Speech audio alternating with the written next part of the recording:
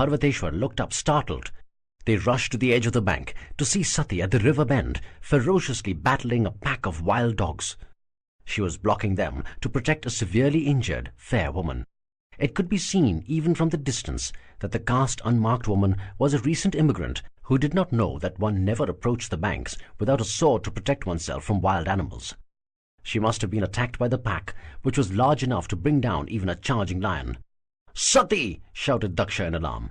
Drawing his sword, he charged down the river to protect his daughter. Parvateshwar followed Daksha, his sword drawn for battle. Within moments, they had jumped into the fray.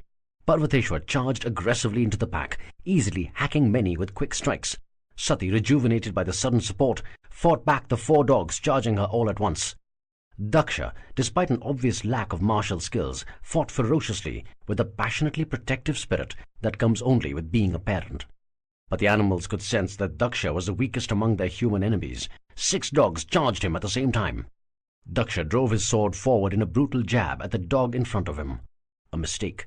Even though Daksha felled the dog, his sword was stuck in the dead animal. That was all the opening that the other dogs needed. One charged viciously from the side, seizing Daksha's right forearm in its jaws. Daksha roared in pain, but held onto his sword as he tried to wrestle his arm free. Another dog bit Daksha's left leg, yanking some of his flesh out. Seeing his lord in trouble, Parvateshwar yelled in fury as he swung his sword at the body of the dog clinging to Daksha's arm, cleanly cutting the beast in half. Parvateshwar pirouetted around in the same smooth motion, slashing another dog charging Daksha from the front. Sati moved in to protect Daksha's left flank as Daksha angrily stabbed the dog clinging to his leg. Seeing their numbers rapidly depleting, the remaining dogs retreated, yelping. "Daksha!" sobbed Veerini as she rushed to hold up her collapsing husband. He was losing blood at an alarming rate from his numerous wounds, especially in the leg.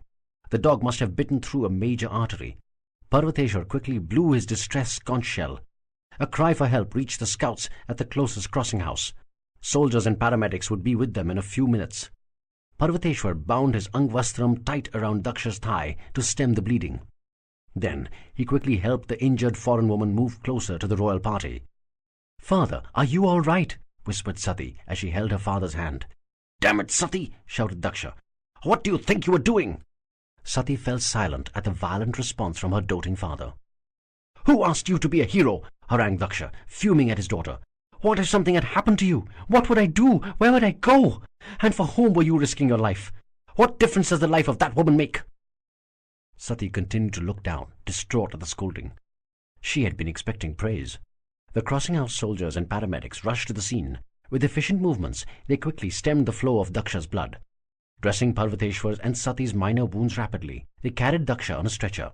His wounds needed attention from the royal physician. As Sati saw her father being carried away, she stayed rooted, deeply guilty at the harm her actions had caused. She was only trying to save a woman in distress. Wasn't it one of Lord Ram's primary teachings, that it is the duty of the strong to protect the weak? She felt a soft touch on her shoulder. She turned to face Captain Parvateshwar, her father's severe bodyguard. Strangely, though, his face sported a rare smile. "I am proud of you, my child," whispered Parvateshwar. "You are a true follower of Lord Ram." Tears suddenly burst in Sati's eyes. She looked away quickly. Taking time to control herself, she looked up with a wan smile at the man she would grow to call Pitratulya. She nodded softly. Jolted back into the present by a bird call, Parvateshwar scanned the perimeter, his eyes moist at the ancient memory. He clutched his hands in a prayer and whispered, "She's your true follower, Lord Ram. Fight for her." Shiva had lost track of time. Obviously, nobody had been assigned to reset the Prahar lamps when so many lives were still in danger. Looking out the window, he could see early signs of dawn. Shiva's wounds burned, crying for relief. But he wasn't going to give in. He sat quietly on his chair next to Sati's bed, restraining himself from making any noise that would disturb her. Sati held his hand tightly. Despite the searing heat of her feverish body, Shiva did not move his hands away, his palms sweaty due to the intense heat. He looked longingly at Sati and softly whispered, "Either you stay here, or I leave this world with you. The choice is yours." He felt a slight twitch.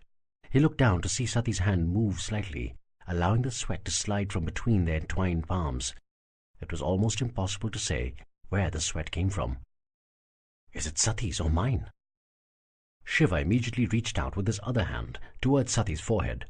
It was burning even more strongly, but there were soft beads of perspiration on the temple. A burst of elation shot through Shiva's being. "By the great Lord Brahma," whispered Ayurvati in awe, "I have never seen anything like this." She was standing beside Sati's bed. The still sleeping Sati was sweating profusely, her garments in bed soaked. Parvateshwar stood by her side, his face aglow with hope. "The Agniban fever never breaks," continued the stunned Ayurvati. "This is a miracle."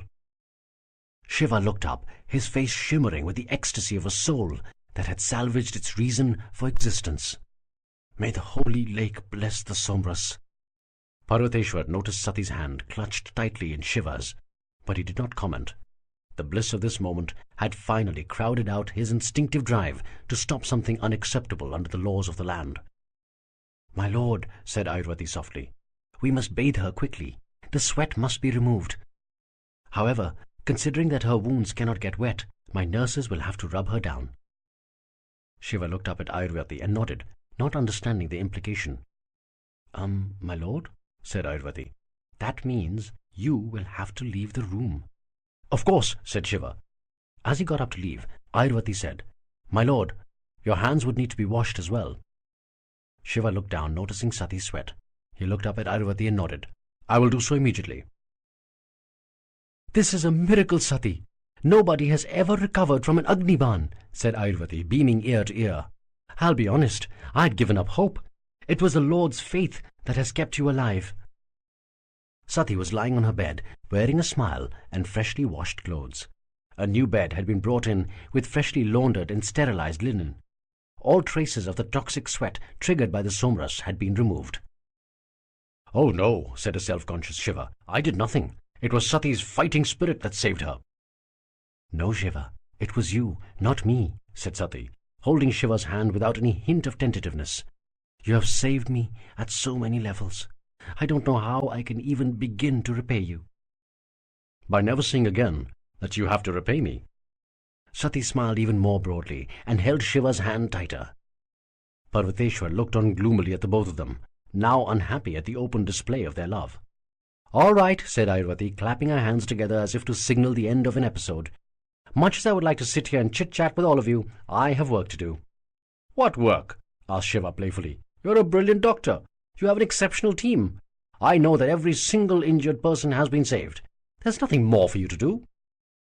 "Oh, there is, my lord," said Ayurvati with a smile. "I have to put on record how the Somras can cure an Agniban wound.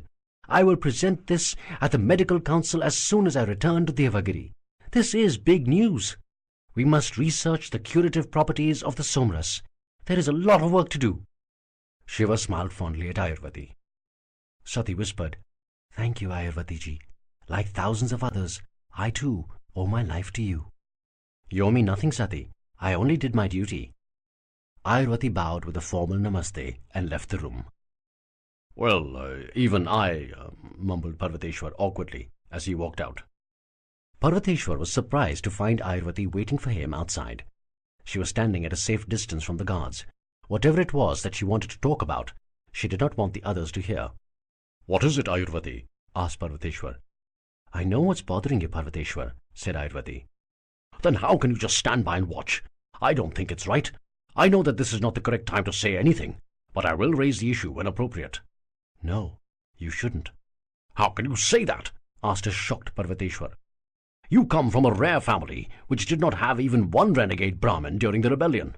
Lord Ram insisted that the laws had to be followed strictly. He demonstrated repeatedly that even he wasn't above the law. Shiva is a good man, I won't deny that. But he cannot be above the law. Nobody can be above the law. Otherwise, our society will collapse. You, above all, should know this." "I know only one thing," said Ayurvati, determined. "If the Nilkant feels it is right, then it is right." Parvateshwar looked at Ayurvati as if he didn't recognize her.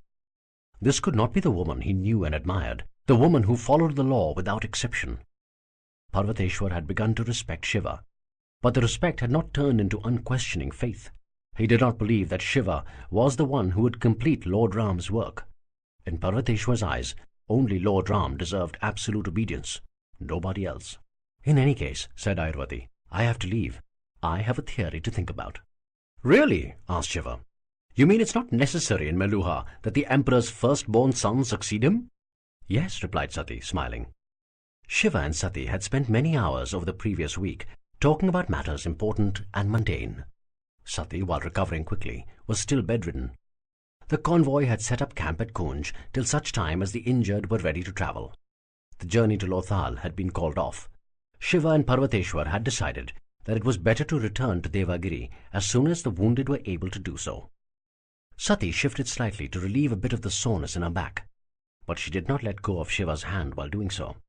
Shiva leaned forward and pushed back a strand of hair that had slipped onto Sati's face. She smiled lovingly at him and continued, You see, till around 250 years back, the children of the kings were not his birth children, but were drawn from the Maika system. So there was no question of knowing who the firstborn was. We could only know his first adopted. Fair point.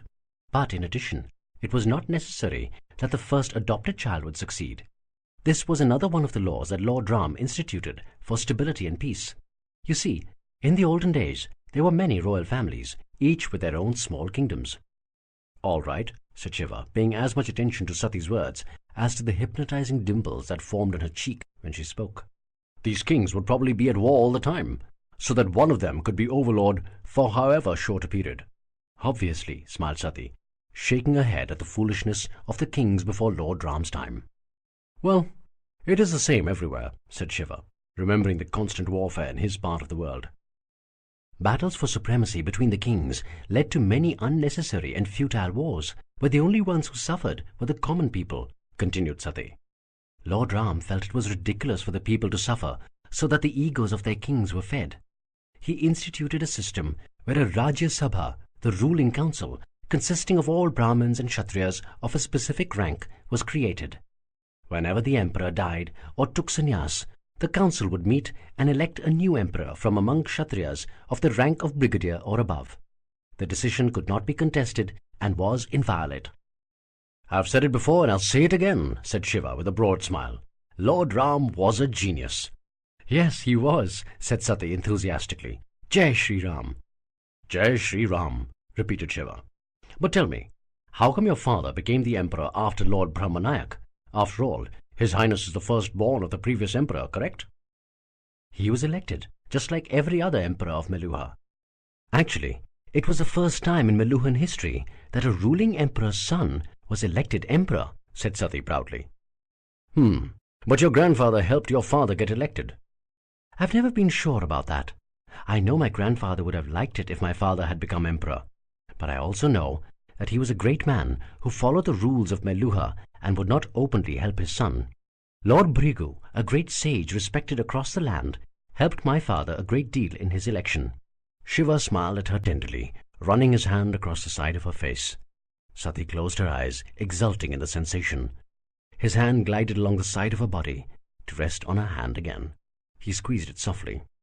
Shiva was about to ask more about the relationship between Daksha and Lord Brigu when the door suddenly swung open. Daksha, looking deeply exhausted, stormed in. Following him were Virini and Kanakla. Shiva immediately withdrew his hand before Daksha could see where it was. But Daksha had noticed the movement. "Father!" cried a surprised Sati. "Sati, my child," sighed Daksha, kneeling next to Sati's bed. Virini knelt next to Daksha and ran her hand lovingly over her daughter's face. She was crying. Kanakla remained at the door and greeted Shiva with a formal namaste. Shiva returned Kanakla's namaste with a beaming smile. Parvateshwar and Ayurvati waited next to Kanakla, politely leaving the royal family alone in their private moment. Nandi, Veerbhadra and Kritika stood behind them. A discreet aide silently brought in 2 chairs for the royal couple, placed them next to the bed, and left just as quietly. Daksha, Virini and Kanakla, accompanied by 2,000 soldiers, had immediately left Devagiri on hearing the news of Sati's injury. They had sailed down the Saraswati to the inland delta of the river, and then ridden night and day to reach Kunj. "I'm all right, father," said Sati, holding her mother's hand gently. Turning towards her mother, she continued, "Seriously, mother, I'm feeling better than ever. Give me 1 more week, and I'll dance for you." Shiva smiled gently at Sati as Daksha and Virani broke into a weak laugh. Looking at her father, Sati continued, "I am sorry to have caused so much trouble. I know there are much more important tasks at hand, and you had to rush here." "Trouble?" asked Daksha. "My child, you are my life. You are nothing but a source of joy for me. And at this point in time, you can't imagine how proud I am of you." Virani bent over and kissed Sati's forehead tenderly. "I'm proud of all of you," continued Daksha, looking back at Parvateshwar and Ayurvati. "Proud that you supported the Lord in what had to be done. We actually fought back a terrorist attack. You can't imagine how much this has electrified the nation." Daksha soothingly continued to pat Sati's hand as he turned to Shiva and said, "Thank you, my lord. Thank you for fighting for us. We know now that we have put our faith in the right man." Shiva could say nothing but smile awkwardly and acknowledge Daksha's faith with a slight nod and a courteous namaste. Turning to Ayurvati, Daksha asked, "How is she now? I was told she's on her way to a total recovery." "Yes, Your Highness," said Ayurvati. "She should be able to move in another week, and in 3 weeks the only memory of the wound would be a scar." "You are not just the best doctor of this generation, Ayurvati," said Daksha proudly. "You are, in fact, the best doctor of all time." "Oh no, Your Highness," cried a flabbergasted Ayurvati, holding her ears gently to ward off the evil spirits that might get angry at an undeserved compliment. "There are many far greater than me. But in this case, the miracle was by the Lord Nilkant, not me." Looking briefly towards a visibly embarrassed Shiva before turning back to Daksha, Ayurvati continued, "I thought we had lost her. She got the terrible fever after we pulled the Agniban out. You know that there are no medicines to cure the Agniban fever, Your Highness. But the Lord refused to lose hope. It was his idea to give her the somras." Daksha turned to Shiva with a grateful smile and said, "I have one more thing to thank you for, my lord. My daughter is part of my soul. I wouldn't have been able to survive without her." "Oh no, I did nothing," said Shiva, self-conscious. "It was Ayurvati who treated her." "It is nothing but your humility speaking, my lord," said Daksha. "You truly are a worthy Nilkant. In fact, you are a worthy Mahadev." An astounded Shiva stared at Daksha, his expression serious. He knew who the previous Mahadev, the god of gods, was. He did not believe that he deserved to be compared to Lord Rudra. His deeds did not qualify him for that. "No, Your Highness, you speak too highly of me. I am no Mahadev." "Oh, yes, you are, my lord," said Kanakla and Ayurvati almost simultaneously. Parvateshwar looked on, silent. Not wanting to press the issue as Shiva disliked being called Mahadev, Daksha turned towards Sati. "What I don't understand is why you jumped in front of the Lord to take the arrow. You have never believed in the legend. You've never had faith in the Nilkant like I have. Why then did you risk your own life for the Lord?" Sati did not say anything. She looked down with an uncomfortable smile, embarrassed and ill at ease. Daksha turned to Shiva to see him wearing the same sheepish expression as Sati's. Virani looked at her husband intently. She waited for him to rise and speak to Shiva. Daksha suddenly stood up and walked around the bed towards Shiva, holding his hands in a formal namaste. A surprised Shiva got up and returned Daksha's namaste formally with a slight bow of his head. "My lord, perhaps for the first time in her life my daughter is tongue-tied in front of me," said Daksha, "and I have come to understand you over time. You will always give to others but never ask anything for yourself. Hence, I am going to make the first move here." Shiva continued to stare at Daksha, frowning. "I will not lie to you, my lord," continued Daksha.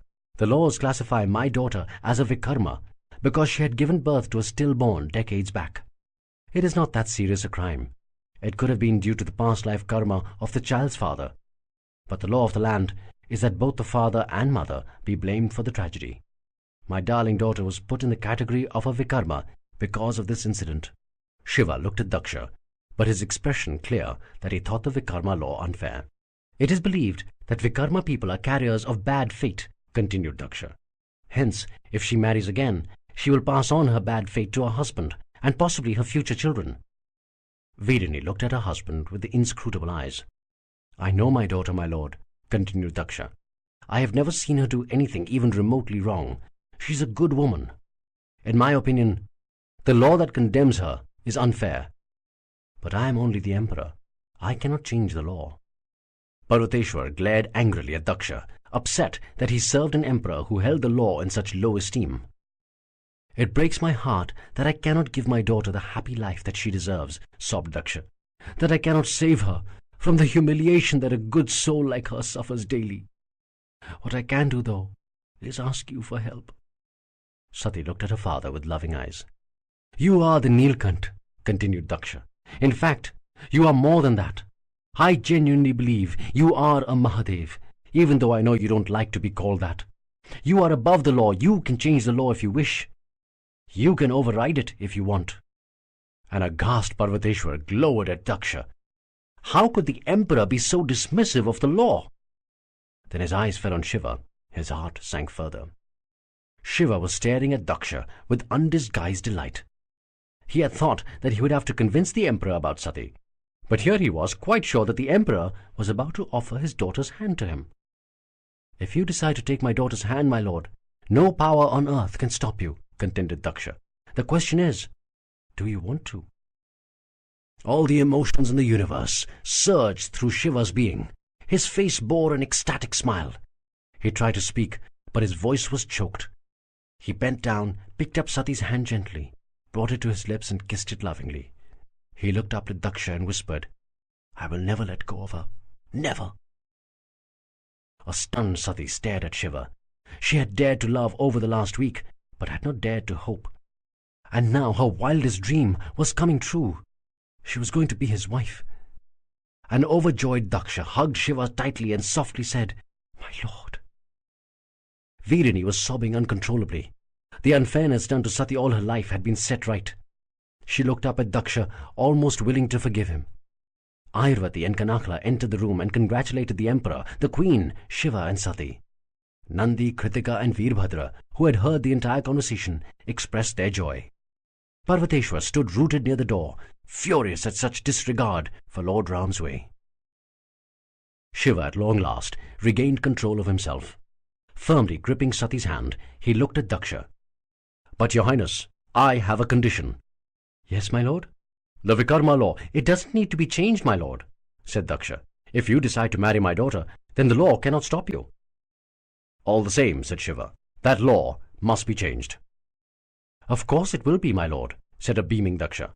Turning towards Kanakla, he continued, "Make a proclamation to be signed by the Nilkant, saying that from now on, any noble woman who gives birth to a stillborn child will not be classified as Vikarma." "No, Your Highness," interrupted Shiva. "That is not what I asked. I want the entire Vikarma law scrapped. Nobody will be a Vikarma from now on. Bad fate can strike anyone. It is ridiculous to blame their past lives for it." Parvateshwar looked at Shiva in surprise. Though he did not like even a comma being changed in any of Lord Ram's laws, he appreciated that Shiva was remaining true to a fundamental canon of Lord Ram's principles. The same law applies to everybody, equally and fairly, without exceptions. Daksha, however, looked at Shiva in shock. This was unexpected. Like all Meluhans, he too was superstitious about the Vikarma. His displeasure was not with the Vikarma law itself, but with his daughter being classified as one. But he quickly recovered and said, "Of course, my lord. The proclamation will state that the entire Vikarma law has been scrapped. Once you sign it, it will become law." "Thank you, Your Highness," smiled Shiva. "My daughter's happy days are starting again," exulted Daksha, turning to Kanakla. "I want a grand ceremony at Devagiri when we return. A wedding, the likes of which the world has not seen before. The most magnificent wedding ever. Call in the best organizers in the land. I want no expense spared." Daksha turned to look at Shiva for affirmation. Shiva looked at Sati to admire her joyous smile and glorious dimples. Turning towards Daksha, he said, "All I want, Your Highness, is to get married to Sati. I wouldn't mind the simplest ceremony in the world or the most magnificent. As long as all of you, Brahaspati and the Gunas are present, I will be happy." "Excellent!" rejoiced Daksha. Chapter 19. Love Realized. There was an air of celebration in Devagiri when the royal caravan arrived 3 weeks later. Kanakla, who had arrived in Devagiri earlier, ensured that all the preparations for the most eagerly awaited wedding in a millennium had been accomplished. Her arrangements, as always, had been impeccable. The various wedding ceremonies and celebrations had been spread over 7 days, each day with an exuberant variety of events. By the usually sober Suryavanshi standards, the city had been decorated extravagantly. Colorful banners hung proudly from the city walls, splashing festive beauty on the sober grey exteriors. The roads had been freshly tiled in the sacred blue color. All the restaurants and shops served their customers free of charge for the 7 days of revelry, subsidized at state expense. All the buildings had been freshly painted at government cost to make Devagiri appear like a city that had settled the previous day. A massive channel had been rapidly dug along the far side of the Saraswati, where a part of the river had been diverted. The channel was in the open in some parts and went underground in others. Filters injected a red dye into the water as soon as it entered the channel and removed it just as efficiently when the water flowed back into the river. The channel formed a giant swastika, an ancient symbol which literally translates to that which is associated with well-being, or, very simply, a lucky charm. From any of the 3 city platforms, a Meluhan could look in reverence at the enormous impression of the revered swastika in the royal red Suryavanshi color formed by the flow of the holy Saraswati. Some of the protective giant spikes around the entry drawbridges of the 3 platforms had been cleared. In their stead, giant rangolis, visible from miles away, had been drawn to welcome all into the capital. Kanakla had wanted to clear all the spikes surrounding Devagiri, but Parvateshwar had vetoed it, citing security reasons. Elite families from across the empire had been invited to attend the festivities. People of distinction, ranging from governors to scientists, generals to artists, and even sannyasis, had trooped into Devagiri to celebrate the momentous occasion. Ambassadors of eminent countries, such as Mesopotamia and Egypt, had been given permits for a rare visit to the capital of Meluha. Juleshwar had cannily used the distinctive honor granted to ambassadors to wrangle some additional trade quotas. Brahaspati had come down from Mount Mandar with his retinue. Only a skeletal security staff of Arishthanemi soldiers had been left behind at the mountain. It was the first time in history that 7 days would elapse at Mount Mandar without any experiments. The first day had 2 pujas organized in the name of Lord Indra and Lord Agni. They were the main gods for the people of India, and their blessings were sought before any event. And an event as momentous as the wedding of the millennium could only begin with their sanction. This particular puja, however, celebrated their warrior form. Daksha eloquently explained the reason. The Meluhans were not just celebrating the marriage between the Nilkant and their princess. They were also celebrating the massive defeat of the despised terrorists at Kunj. According to him, the echoes of Kunj would reverberate deep in the heart of Swadweep. The Suryavanshi vengeance had begun. This puja was followed by the formal marriage ceremonies of Shiva and Sati. Though some of the celebrations were still on, Shiva excused himself and tugged Sati along with him. "By the holy lake," exclaimed Shiva, shutting the door to their private chamber behind him. "This is only the first day. Is every day going to be as long?" "It doesn't seem to make a difference to you. You walked out when you pretty well pleased," teased Sati. "I don't care about those damn ceremonies," growled Shiva, ripping his ceremonial turban off and flinging it aside. He stared at Sati fervently, slowly moving towards her, his breathing heavy. "Oh yes, of course," mocked Sati with a playfully theatrical expression. "The Nilkant gets to decide what is important and what is not. The Nilkant can do anything he wants." "Oh yes, he can." Sati laughed mischievously and ran to the other side of the bed. Shiva dashed towards her from the opposite side, hurling his Angavastram off in one smooth motion. "Oh yes, he can." "Remember what I told you to say," whispered Nandi to Veerbhadra.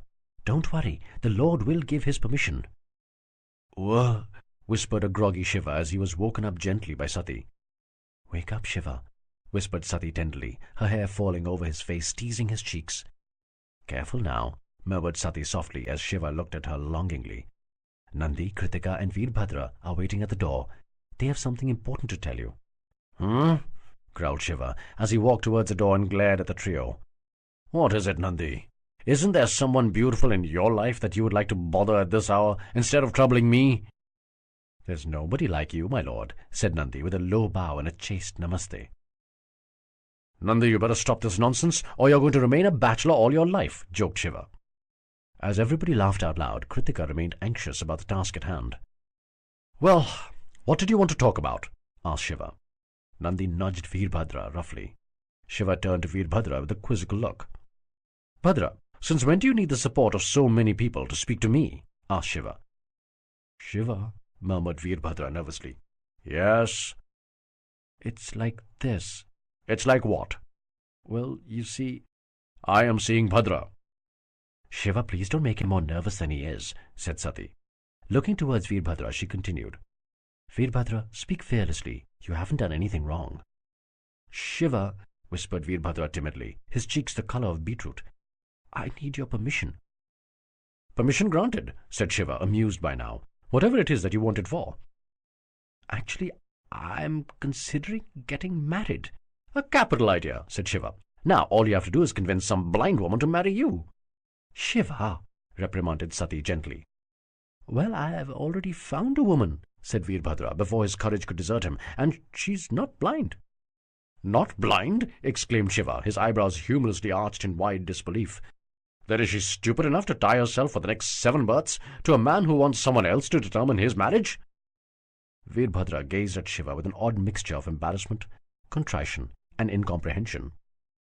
I have told you before, Bhadra, said Shiva, there are many customs of our tribe that I don't like, and one of the primary ones amongst them is that the leader has to approve the bride of any tribesman. Don't you remember how we made fun of this ridiculous tradition as children? Veerbhadra glanced at Shiva and immediately down again, still unsure.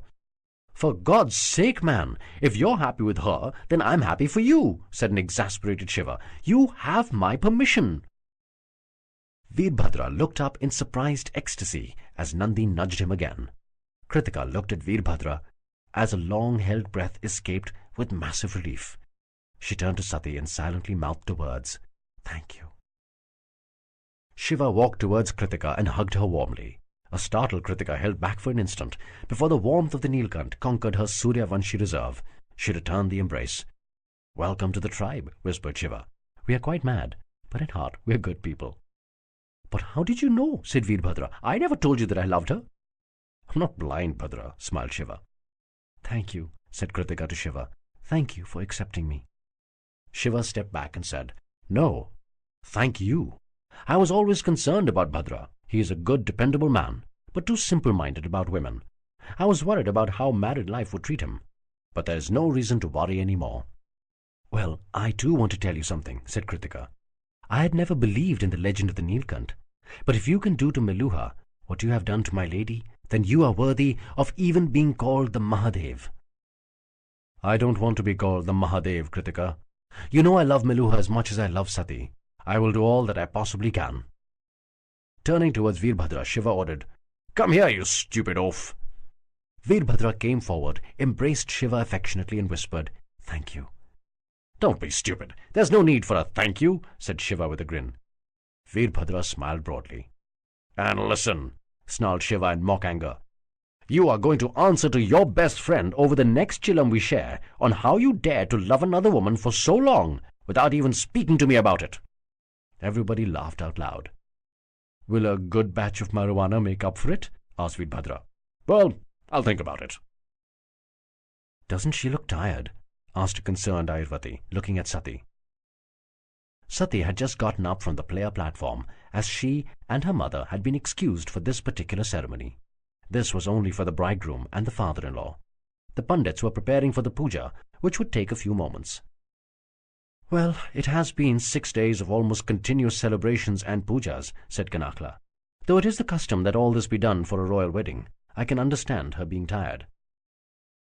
Oh, I wouldn't say it has anything to do with the 6 days of pujas, said Brahaspati. No? asked Kanakla. No, answered Brahaspati mischievously. I think it has to do with the 5 nights. What? exclaimed Ayurvati, then blushed a deep red as Brahaspati's words dawned on her. Parvateshwar, who was sitting next to Kanakla, glared at Brahaspati for the highly improper remark. Brahaspati guffawed as the ladies giggled quietly. An assistant Pandit turned around in irritation, but on seeing the seniority of the Brahmin sitting behind him, he immediately swallowed his annoyance and returned to his preparations. Parvateshwar, however, had no such compunctions. I can't believe the kind of conversation I'm being forced to endure. He rose to walk to the back of the congregation. This made even Kanakla and Ayurvati to chortle. One of the senior pundits turned to signal that the ceremony was about to begin, making them fall silent immediately. The pundits resumed the invocations of the shlokas. Both Shiva and Daksha continued to pour the ceremonial ghee into the sacred fire at regular intervals while saying Swaha. In between two successive swahas, there was enough time for Shiva and Daksha to talk softly to each other. They spoke of Sati, and only Sati. To any neutral observer, it would have been difficult to decide who loved the princess more. The Pandit took a momentary break in his recitation of the shlokas, the cue for Shiva and Daksha to pour some more ghee into the sacred fire with a swaha. A little ghee spilled onto Daksha's hands. As Shiva immediately pulled the napkin on his side to wipe it off, he noticed the chosen tribe amulet on Daksha's arm. He was stunned on seeing the animal there, but had the good sense not to make a comment. Daksha, meanwhile, had also turned and noticed Shiva's gaze. "It wasn't my choice. My father chose it for me," said Daksha with a warm smile, while wiping the ghee off his hands. There was not a hint of embarrassment in his voice. If one looked closely, though, one could see just a hint of defiance in his eyes. "Oh, no, Your Highness," mumbled Shiva, a little mortified. "I didn't mean to look. Please accept my apologies." "Why should you apologize, my lord?" asked Daksha. "It is my chosen tribe. It is worn on the arm so that everyone can see it and classify me." "But you are much beyond your chosen tribe, Your Highness," said Shiva politely. "You are a far greater man than what that amulet symbolizes." "Yes," smiled Daksha. "I really showed the old man, didn't I? The Nilkant did not choose to appear in his reign. He came in mine. The terrorists were not defeated in his reign. They were defeated in mine.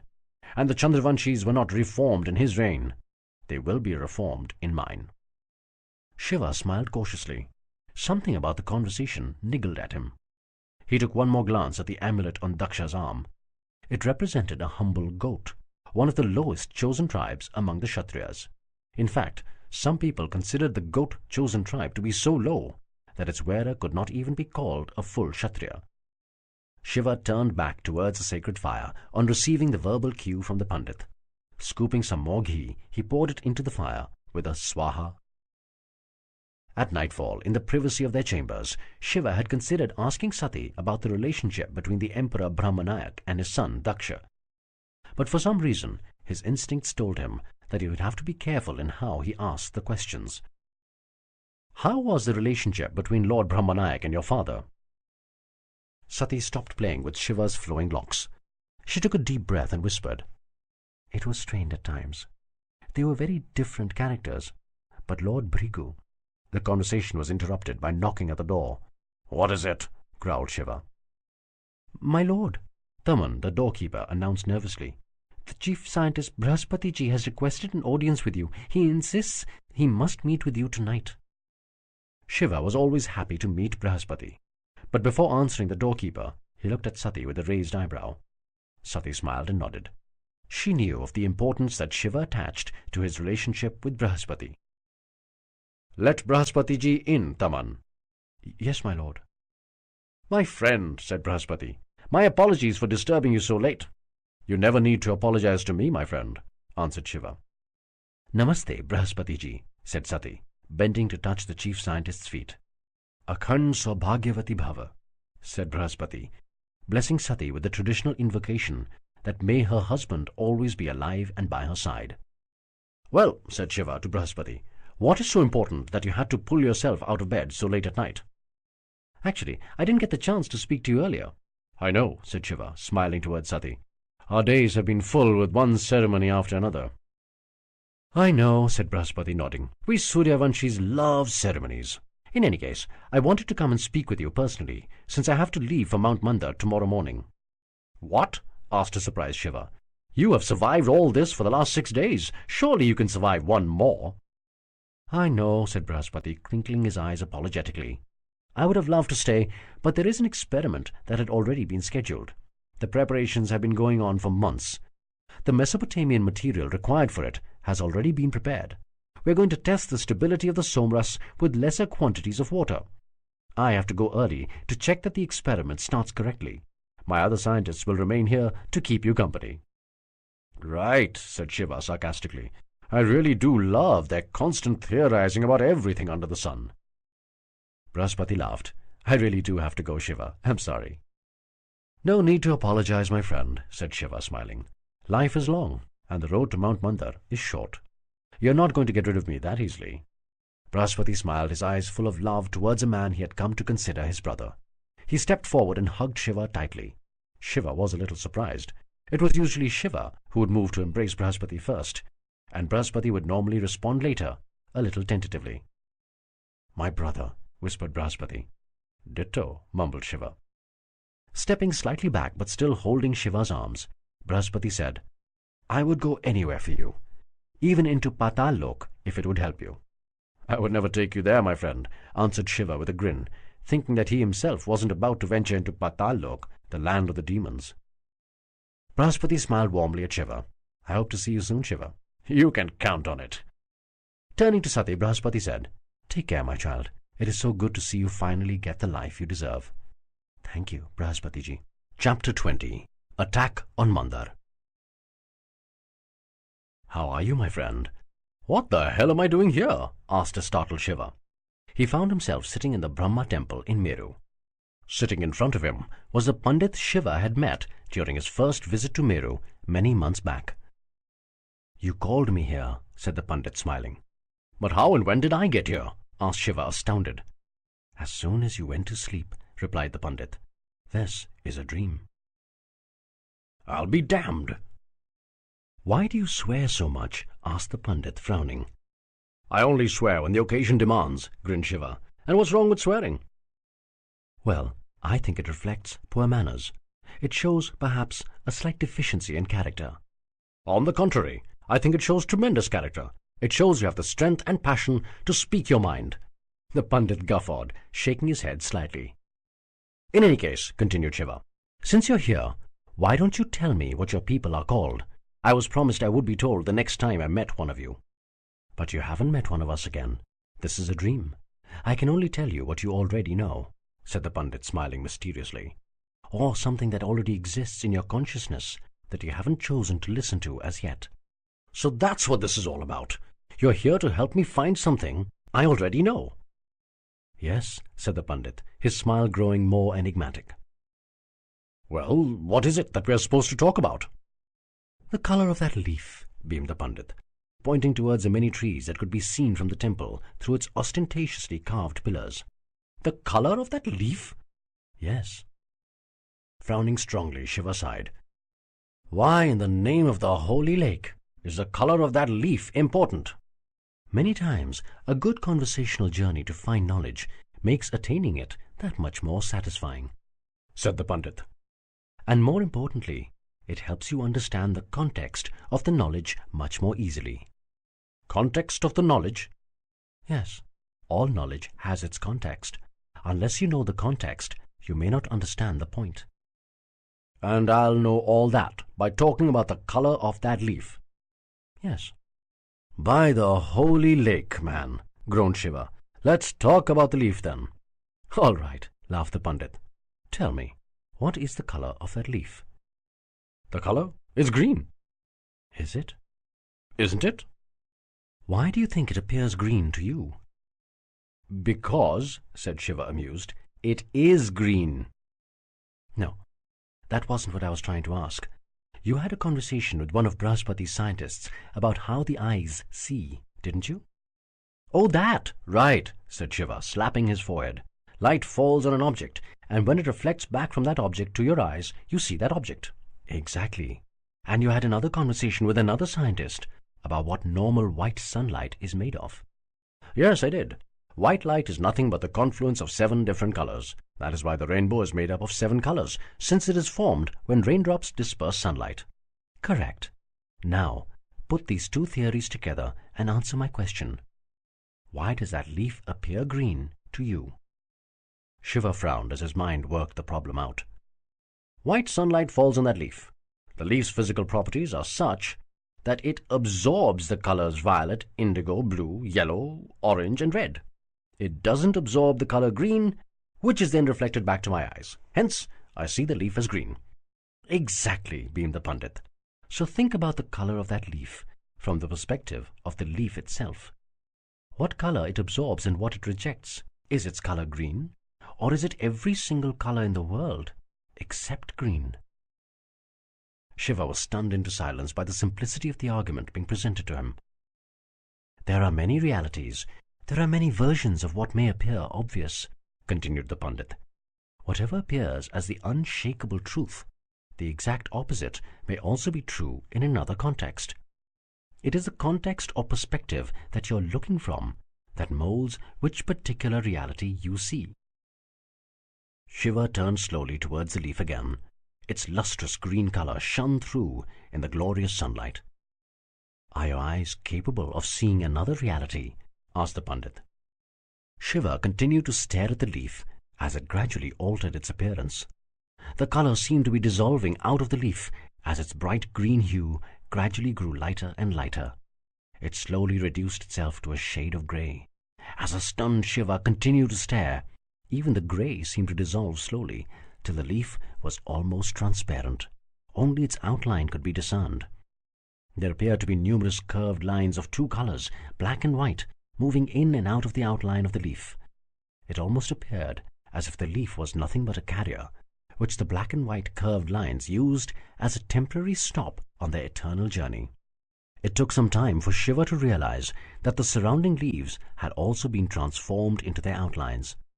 As his eyes panned, he noticed that the entire tree had magically transformed into an outline, with the black and white curved lines flowing in and out easily and smoothly. He turned his head to soak in the panorama. Every object, from the squirrels on the trees to the pillars of the temple, had all been transformed into outlines of themselves. The same black and white curved lines streamed in and out of them. Turning to the Pandit to ask for an explanation, he was stunned to see that the priest himself was also transformed into an outline of his former self. White curved lines were flooding out of him with frightening intensity. Strangely, though, there were no black lines around him. What the? Shiva's words were stopped by the outline of the Pandit pointing back at him. Look at yourself, my Karmasati, advised the Pandit. Shiva looked down. I'll be damned! His body, too, had been transformed into an outline, completely transparent inside. Torrents of black curved lines were gushing furiously into him. He looked at the lines closely to notice that they were not lines at all. They were, in fact, tiny waves which were jet black in color. The waves were so tiny that even from a slight distance they appeared like lines. There wasn't even a hint of the white waves close to Shiva's outlined body. What the hell is going on? The white waves are positive energy, and the black negative, said the Pandit's outline. They are both important. Their balance crucial. If they fall out of sync, cataclysm will occur. Shiva looked up at the Pandit, puzzled. So why is there no positive energy around me and no negative energy around you? Because we balance each other. The Vishnu's role is to transmit positive energy, said the Pandit. The white lines pouring feverishly out of the Pandit seemed to flutter a bit whenever he spoke.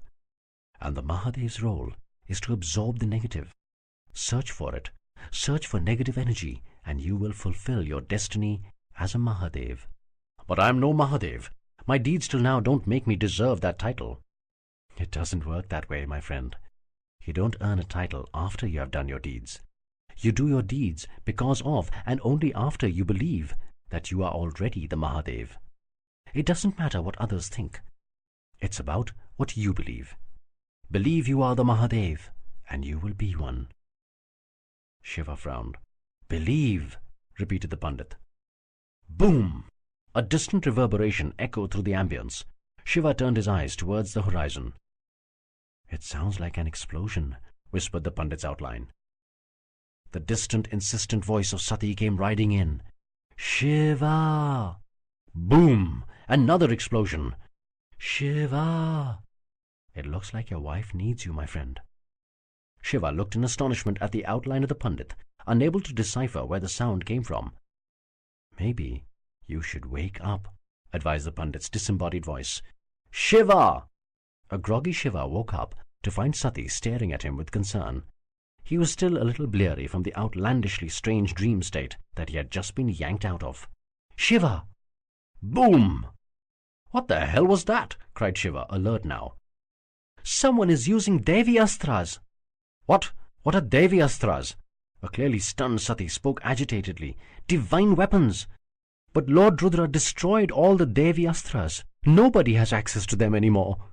Shiva was completely alert by now, his battle instincts primed. Sati, get ready. Wear your armor. Bind your weapons. Sati responded swiftly. Shiva slipped on his armor, coupled his shield to it, and tied his sword to his waist. He slipped on his quiver smoothly and picked up his bow. Noting that Sati was ready, he kicked the door open.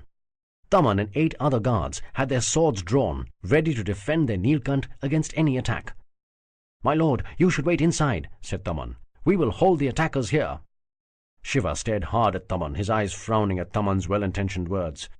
Taman immediately stepped aside. "I am sorry, my lord. We will follow you." Before Shiva could react, they heard footsteps rushing in their hallway.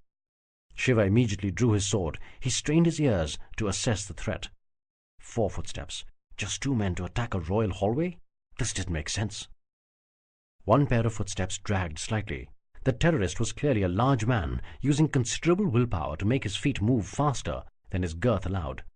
"Stand down, soldiers!" ordered Shiva suddenly. "They are friends." Nandi and Veerbhadra emerged around the corner, running hard, with their swords at the ready. "Are you all right, my lord?" asked Nandi, admirably not out of breath. "Yes, we're all safe. Did the 2 of you face any attacks?" "No," answered Veerbhadra, frowning. "What the hell is going on?" "I don't know," said Shiva, "but we're going to find out." "Where's Kritika?" asked Sati. "Safe in her room," answered Veerbhadra. "There are 5 soldiers with her. The room is barred from the inside." Sati nodded before turning to Shiva. "What now?" "I want to check on the Emperor first. Everybody, files of 2. Keep your shields up for cover. Sati at my side. Nandi in the middle. Taman, Veerbhadra at the rear. Don't light any torches. We know the way. Our enemies don't." The platoon moved with considerable speed and stealth, mindful of possible surprise attacks from the terrorists. Shiva was troubled by what he had heard, or rather, what he didn't.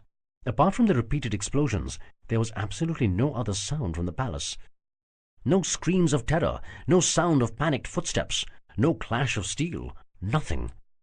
Either the terrorists had not begun their real attack as yet, or Shiva was late and the attack was already over.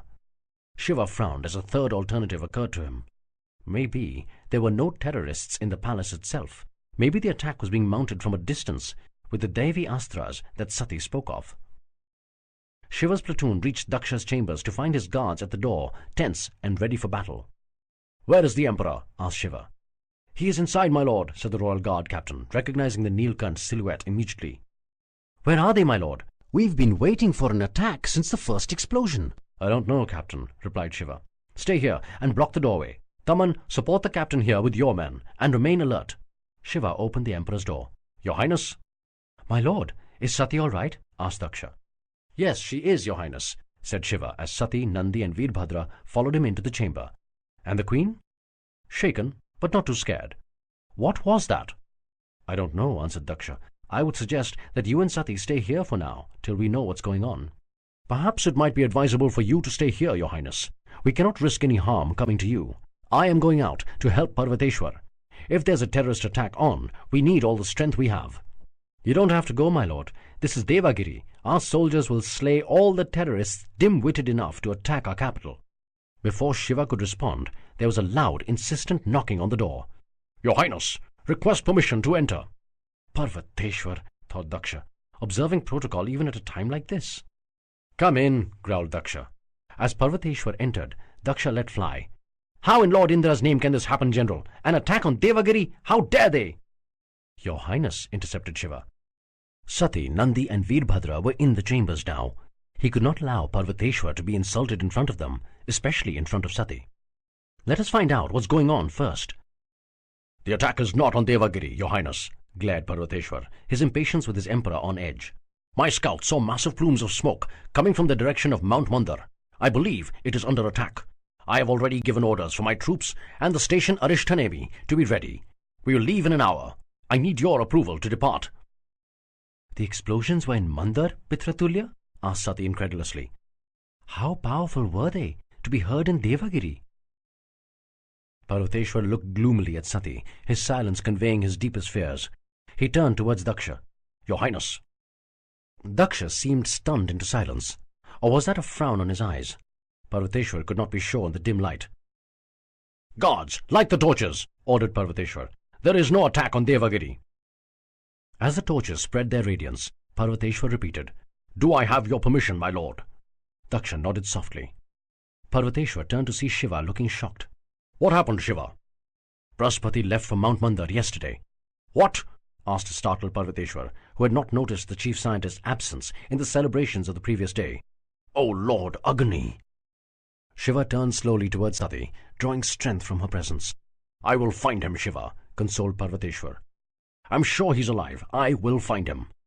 "I'm coming with you," said Shiva. "And so am I," said Sati. "What?" asked Daksha, the light making his agonized expression clear. "You both don't need to go." Shiva turned to Daksha, frowning. "My apologies, Your Highness, but I must go. Brahaspati needs me."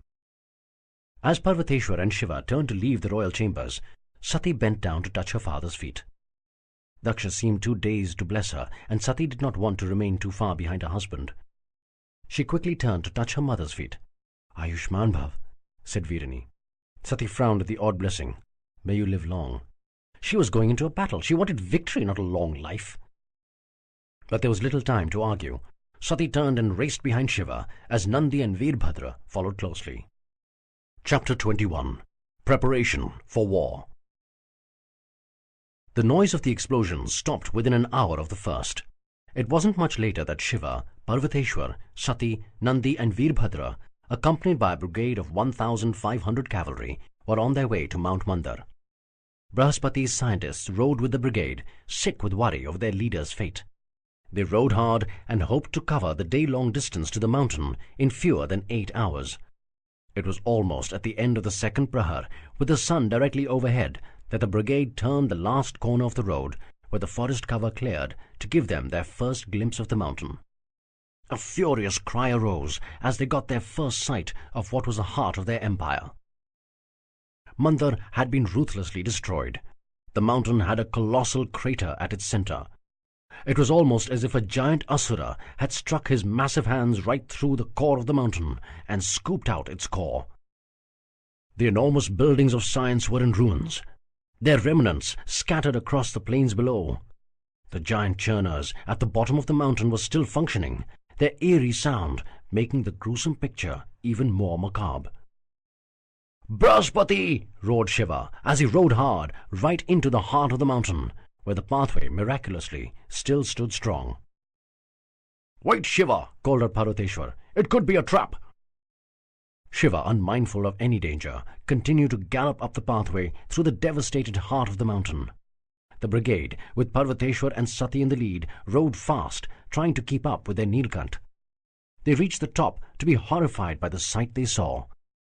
Parts of the buildings hung limply on broken foundations, some structures still smouldering. Scorched and unrecognizable body parts, ripped apart by the repeated explosions, were strewn all over. It was impossible to even identify the dead.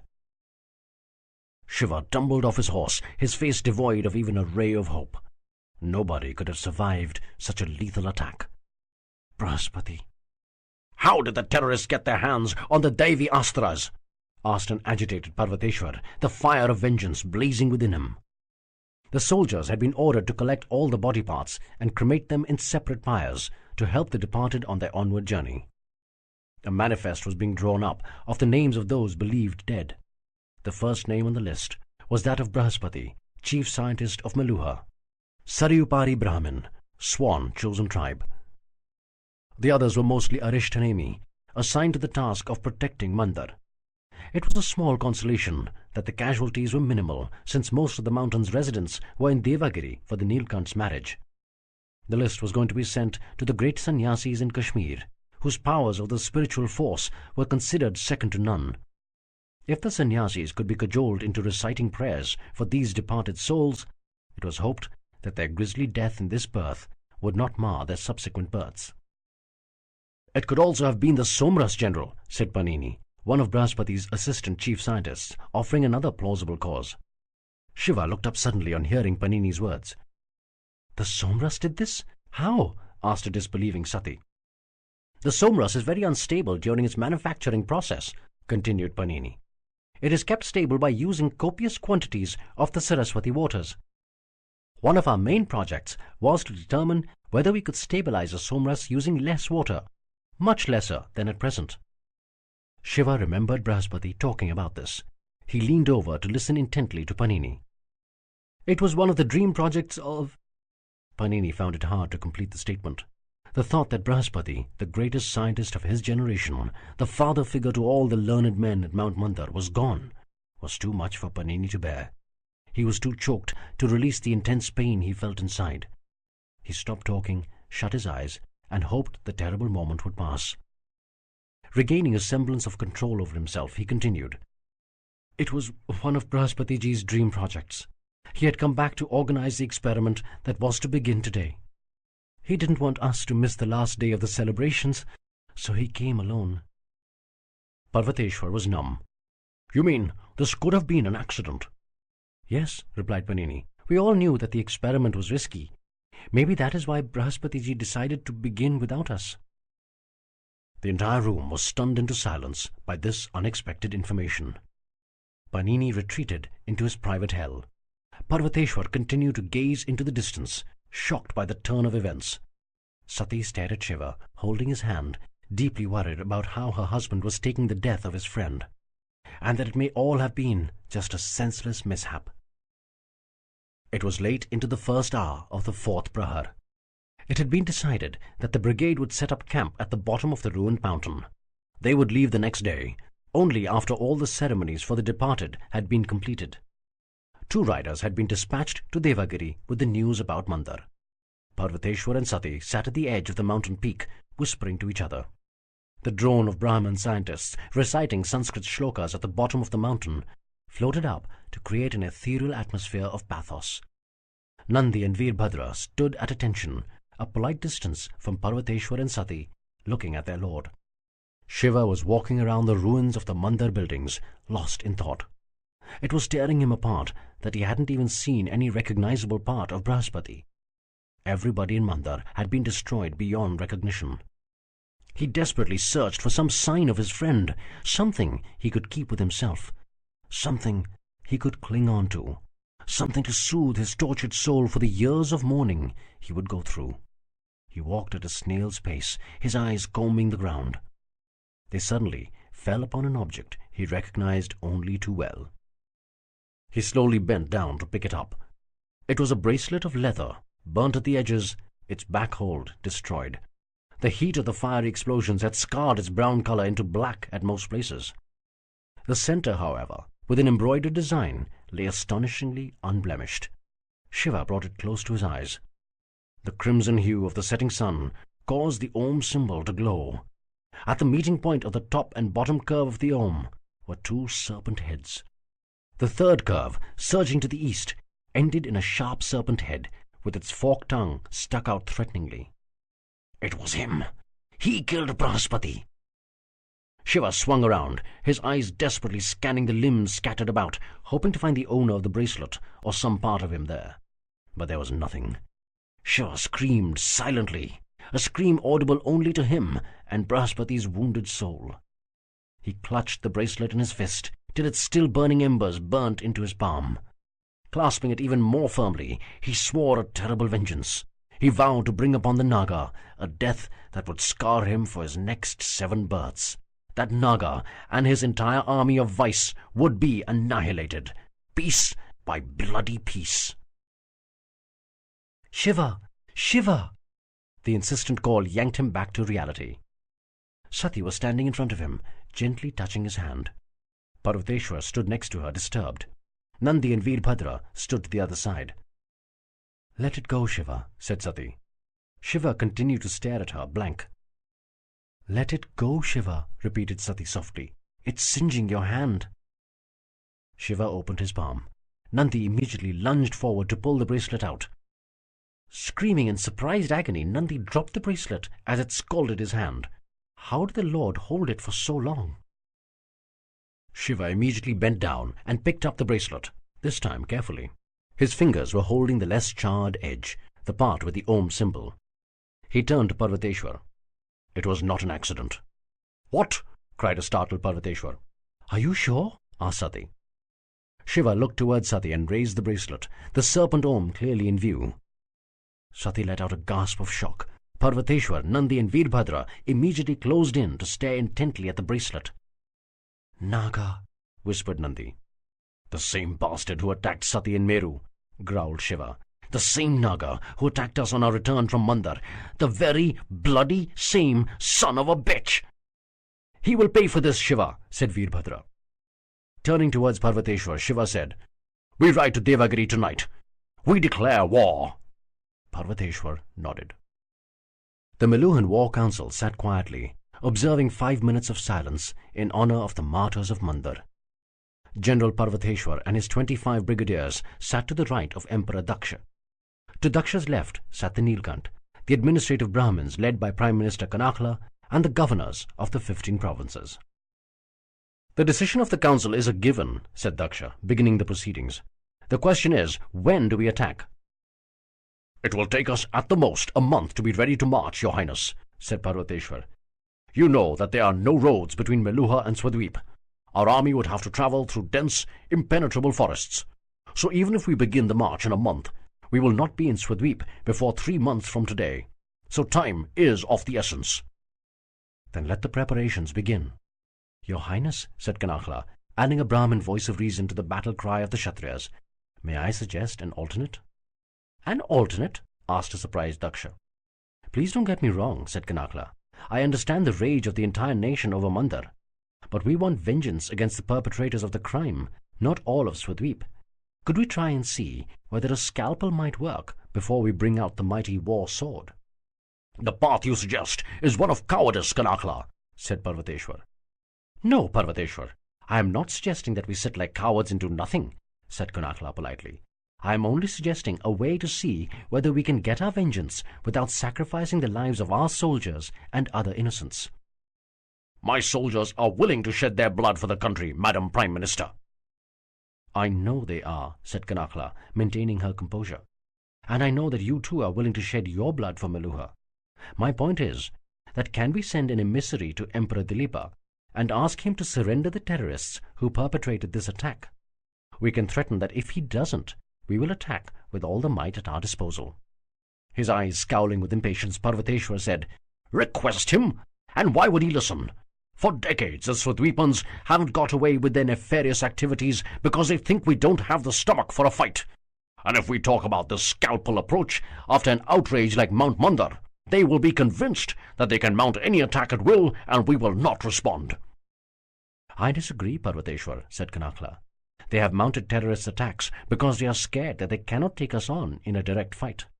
They are afraid that they cannot withstand our superior technology and war machines. I am only looking from the standpoint of what Lord Shiva had said when he had first come here. Can we try talking to them before we fight? This may be an opportunity to get them to admit that there are sections in their society who are terrorists. If they hand them over, we may even find ways of coexisting." "I don't think Shiva thinks like that anymore," said Parvateshwar, pointing towards Nilkant.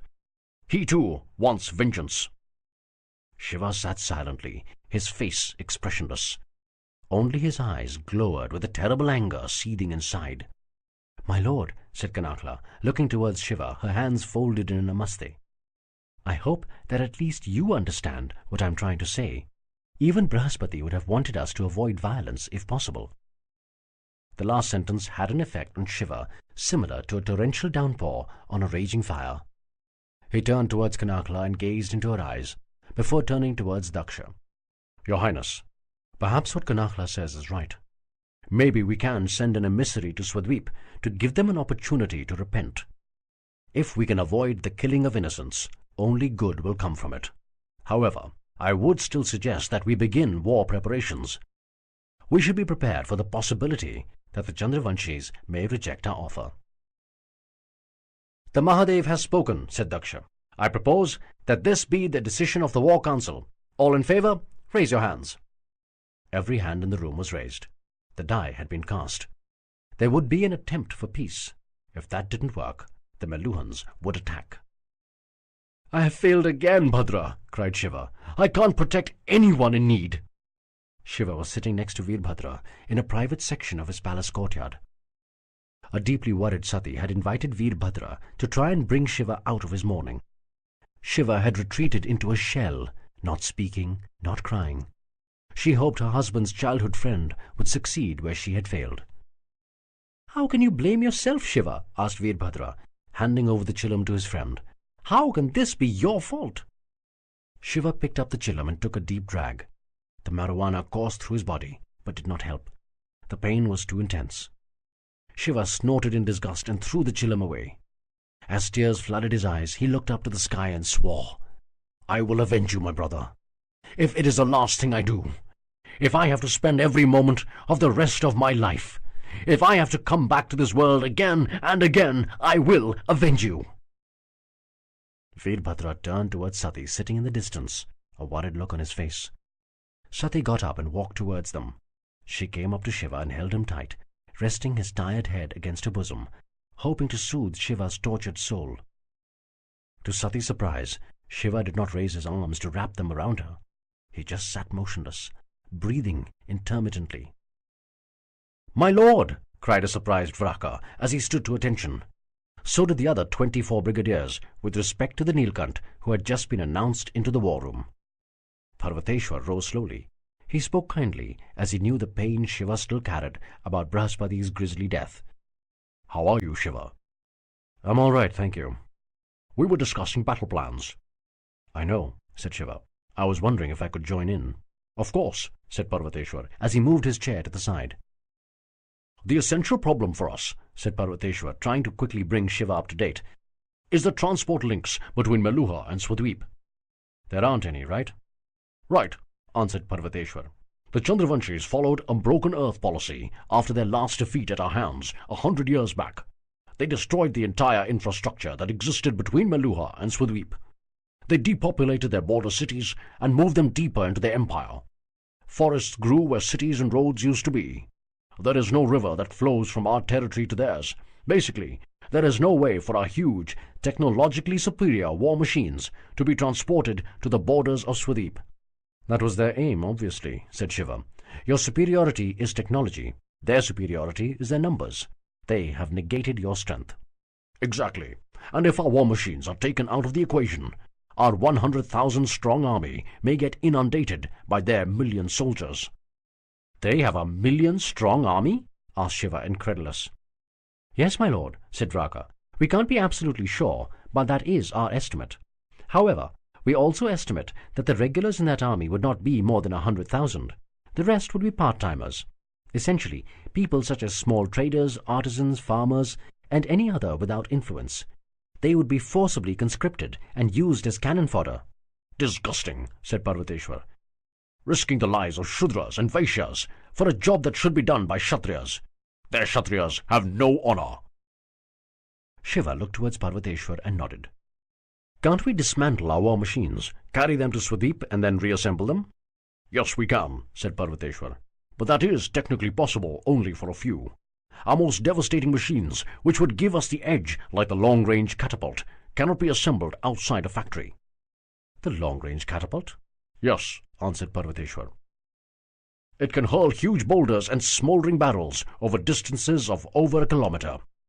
If used effectively, they can soften, even devastate the enemy lines before our cavalry and infantry charge. Basically, the role that elephants used to play earlier." "Then why not use elephants?" "They are unpredictable. No matter how long you train them, an army often loses control over them in the heat of battle. In fact, in the previous war with the Swadweepans, it was their own elephants who were their downfall." "Really?" asked Shiva. "Yes," answered Parvateshwar. "Our ploy of firing at the mahouts and generating tremendous noise with our war drums worked. The Chandravanshi elephants panicked and ran into their own army, shattering their lines, especially the ones composed of irregulars. All we had to do was charge in and finish the job." "No elephants, then?" "Absolutely," said Parvateshwar. "So we need something that we can take with us, and which can be used to soften their irregulars in order to negate their numerical superiority." Parvateshwar nodded. Shiva looked into the distance, towards the window, where a stiff morning breeze caused the leaves to flutter. The leaves were green. Shiva stared harder. They remained green. "I know," said Shiva, looking at Parvateshwar suddenly, his face luminescent. "Why don't we use arrows?" "Arrows?" asked a surprised Parvateshwar. Archery was a battle art of the most elite Kshatriyas, used for one-on-one duels. However, since one-on-one duels could only be fought between warriors of equal chosen tribes, this skill was reduced to only a demonstration art of the creme de la creme. Archers earned huge respect for their rare skill, but they were not decisive in battles. There was a time when bows and arrows were crucial in war strategies as weapons of mass destruction. That was the time of the Devi Astras. Many of these Astras were usually released through arrows. However, with the ban on Devi Astras many thousands of years ago by Lord Rudra, the effectiveness of archery units in large-scale battles had reduced drastically. "How can that reduce their numerical superiority, my lord?" asked Raka. "Even the most skilled of archers will take at least 5 seconds to aim, fire, and execute a kill. He will not be able to kill more than 12 a minute. We have only 100 Kshatriyas who are of the gold order of archers. The rest can shoot, but their aim cannot be relied upon. So we will not be able to kill more than 1,200 of our enemies per minute. Certainly not enough against the Chandravanshis." "I'm not talking about using arrows for one-on-one shooting," said Shiva. "I'm talking about using them for softening the enemy as weapons of mass destruction." Disregarding the confused expressions of his audience, Shiva continued, "Let me explain. Suppose we create a corps of archers of the lower Kshatriya chosen tribes." "But their aim wouldn't be any good," said Vraka. "That doesn't matter. Let us say that we have at least 5,000 of those archers. Suppose we train them to just get the range right, forget about the aim. Suppose their job is to just keep firing arrows in the general direction of the Chandravanshi army. If they don't have to aim, they can fire a lot more quickly. Maybe one arrow every 2 or 3 seconds. Parvateshwar narrowed his eyes as the brilliance of the idea struck him. The rest of his brigadiers were still trying to gather their thoughts. "Think about it," said Shiva. "We would have 5,000 arrows raining down on the Chandravanshis every 2 seconds. Suppose we keep this attack on for 10 minutes, an almost continuous shower of arrows. The irregulars would break. The arrows would have the same effect like that of the elephants in the last war." "Brilliant!" cried Vraka. "And maybe," said Parvateshwar, "if the aim doesn't matter, we could train these archers to lie on their back, hold the bow on their feet, and pull the string back nearly up to their necks and then release. As long as their feet are pointed in the right direction, it would work." "Excellent!" exclaimed Shiva, "because then the bows can be bigger and the range longer." "And the arrows bigger and thicker, almost like small spears," continued Parvateshwar, "strong enough to even penetrate leather and thick wood shields. Only the soldiers with metal shields, like the regulars, would be safe from this." "Do we have our answer?" asked Shiva. "Yes, we do," answered Parvateshwar with a smile. He turned towards Vraka. "Create this corps. I want 5,000 men ready within 2 weeks." "It will be done, my lord," said Vraka. "What do you want to talk about, Shiva?" asked Parvateshwar as he entered the metallurgy factory. He was accompanied by Vraka and Prasenjit, as per Shiva's request. Vraka had reluctantly left the archery corps he had been training over the past week. However, he had been motivated to attend with the expectation of another brilliant idea from the Nilkant. He was not disappointed. "I was thinking," said Shiva, "we would still need an equivalent of your stabbing ram to break their center. The center is where I assume their general would place their regulars. As long as they hold, our victory cannot be guaranteed." "Right," said Parvateshwar. "And we have to assume that these soldiers would be disciplined enough to stay in formation despite the barrage of arrows." "Exactly," said Shiva. "We can't transport the ram, right?" "No, we can't, my lord," said Vraka. "How about if we try to create a human ram?" "Go ahead," said Parvateshwar slowly, listening intently. "Say we align the soldiers into a square of 20 men by 20 men," said Shiva. "Say we have each one use his shield to cover the left half of his own body and the right half of the soldier to the left of him." "That will allow them to push their spear through between the shields," said Parvateshwar. "Exactly," said Shiva. "And the soldiers behind use their shields as a lid to cover themselves and the soldier in front. This formation would be like that of a tortoise, with the shields holding against any attack, much like a tortoise's shell. The enemy will not be able to break through, but our spears will cut into them." "And we could have the strongest and most experienced soldiers at the front to make sure the tortoise is well led," said Prasenjit. "No," said Parvateshwar. "Have the most experienced at the back and the sides, to make sure that the square doesn't break in case the younger soldiers panic. This entire formation works only if the team stays together." "Right. said Shiva, smiling at Parvateshwar's quick insight. "And what if, instead of the usual spears, they carried this?"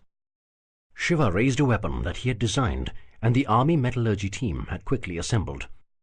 Parvateshwar marveled at the simple brilliance of it. It had the body of a spear, but its head had been broadened. Onto the broadened head, 2 more spikes had been added, to the left and right of the main spear spike. Assaulting an enemy with this weapon would be like striking him with 3 spears at the same time. "Absolutely brilliant, Shiva," marveled Parvateshwar. "What do you call it?" "I call it a Trishul." "Prasanjit," said Parvateshwar, "you are in charge of creating this corps. I want at least 5 tortoise formations ready by the time we march. I will assign 2,000 men to you for this." "It will be done, my lord," said Prasanjit with a military salute. Parvateshwar gazed at Shiva with respect. He thought Shiva's ideas were brilliant, and the fact that he had come up with these tactics, despite his profound personal grief, was worthy of admiration. Maybe what the others say about Shiva could be true. Maybe he is the man who will finish Lord Ram's task. Parvateshwar hoped that Shiva would not prove him wrong. Shiva sat in the royal meeting room with Daksha and Parvateshwar at his side. 2 legendary Arishtanemi brigadiers, Vidyunmali and Mayashrenik, sat a distance away. A muscular and once proud man stood in front of Shiva, his hands together, pleading. "Give me a chance, my lord," said Drapaku. "If the law has been changed, then why can't we fight?" Drapaku was the man whose blind father had blessed Shiva in Kotdwar.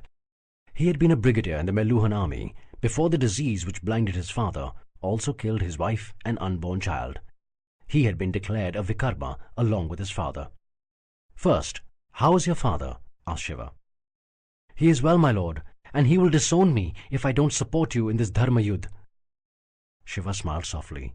He too believed this was a Dharma Yudh, a holy war. "But Drapaku, who will take care of him if something were to happen to you?" "Meluha will take care of him, my lord, but he would die 1,000 deaths if I didn't go to battle with you. What kind of a son would I be if I didn't fight for my father's honor, for my country's honor?" Shiva still seemed a little unsure. He could sense the discomfort of the others in the room with this conversation. It had not escaped his notice that despite the repeal of the Vikarma law, nobody had touched Drapaku when he entered. "My lord, we are outnumbered heavily by the Chandravanshis," continued Drapaku. "We need every trained warrior we have. There are at least 5,000 soldiers who can't battle since they had been declared Vikarma. I can bring them together. We are willing and eager to die for our country." "I don't want you to die for Meluha, brave Drapaku," said Shiva. Drapaku's face fell instantly. He thought he would be returning home to Kotdwar. "However," continued Shiva, "I would like it if you killed for Meluha." Drapaku looked up. "Raise your brigade, Drapaku," ordered Shiva. Turning towards Daksha, he continued, "We'll call it the Vikarma Brigade." "How can we have Vikarmas in our army? This is ridiculous," glared Vidyunmali.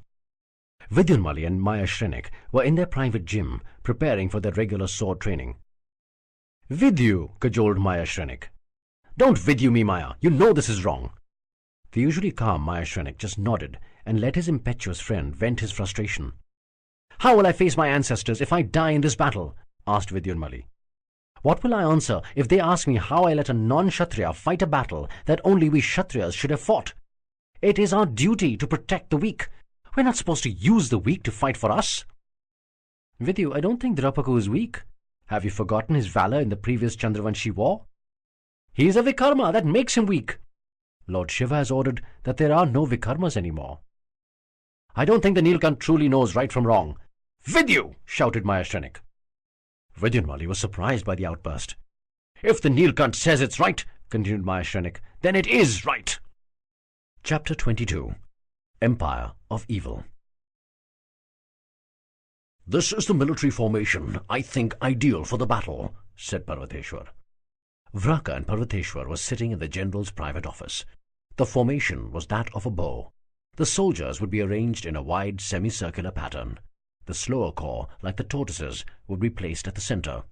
The flanks would comprise quicker units, such as the light infantry.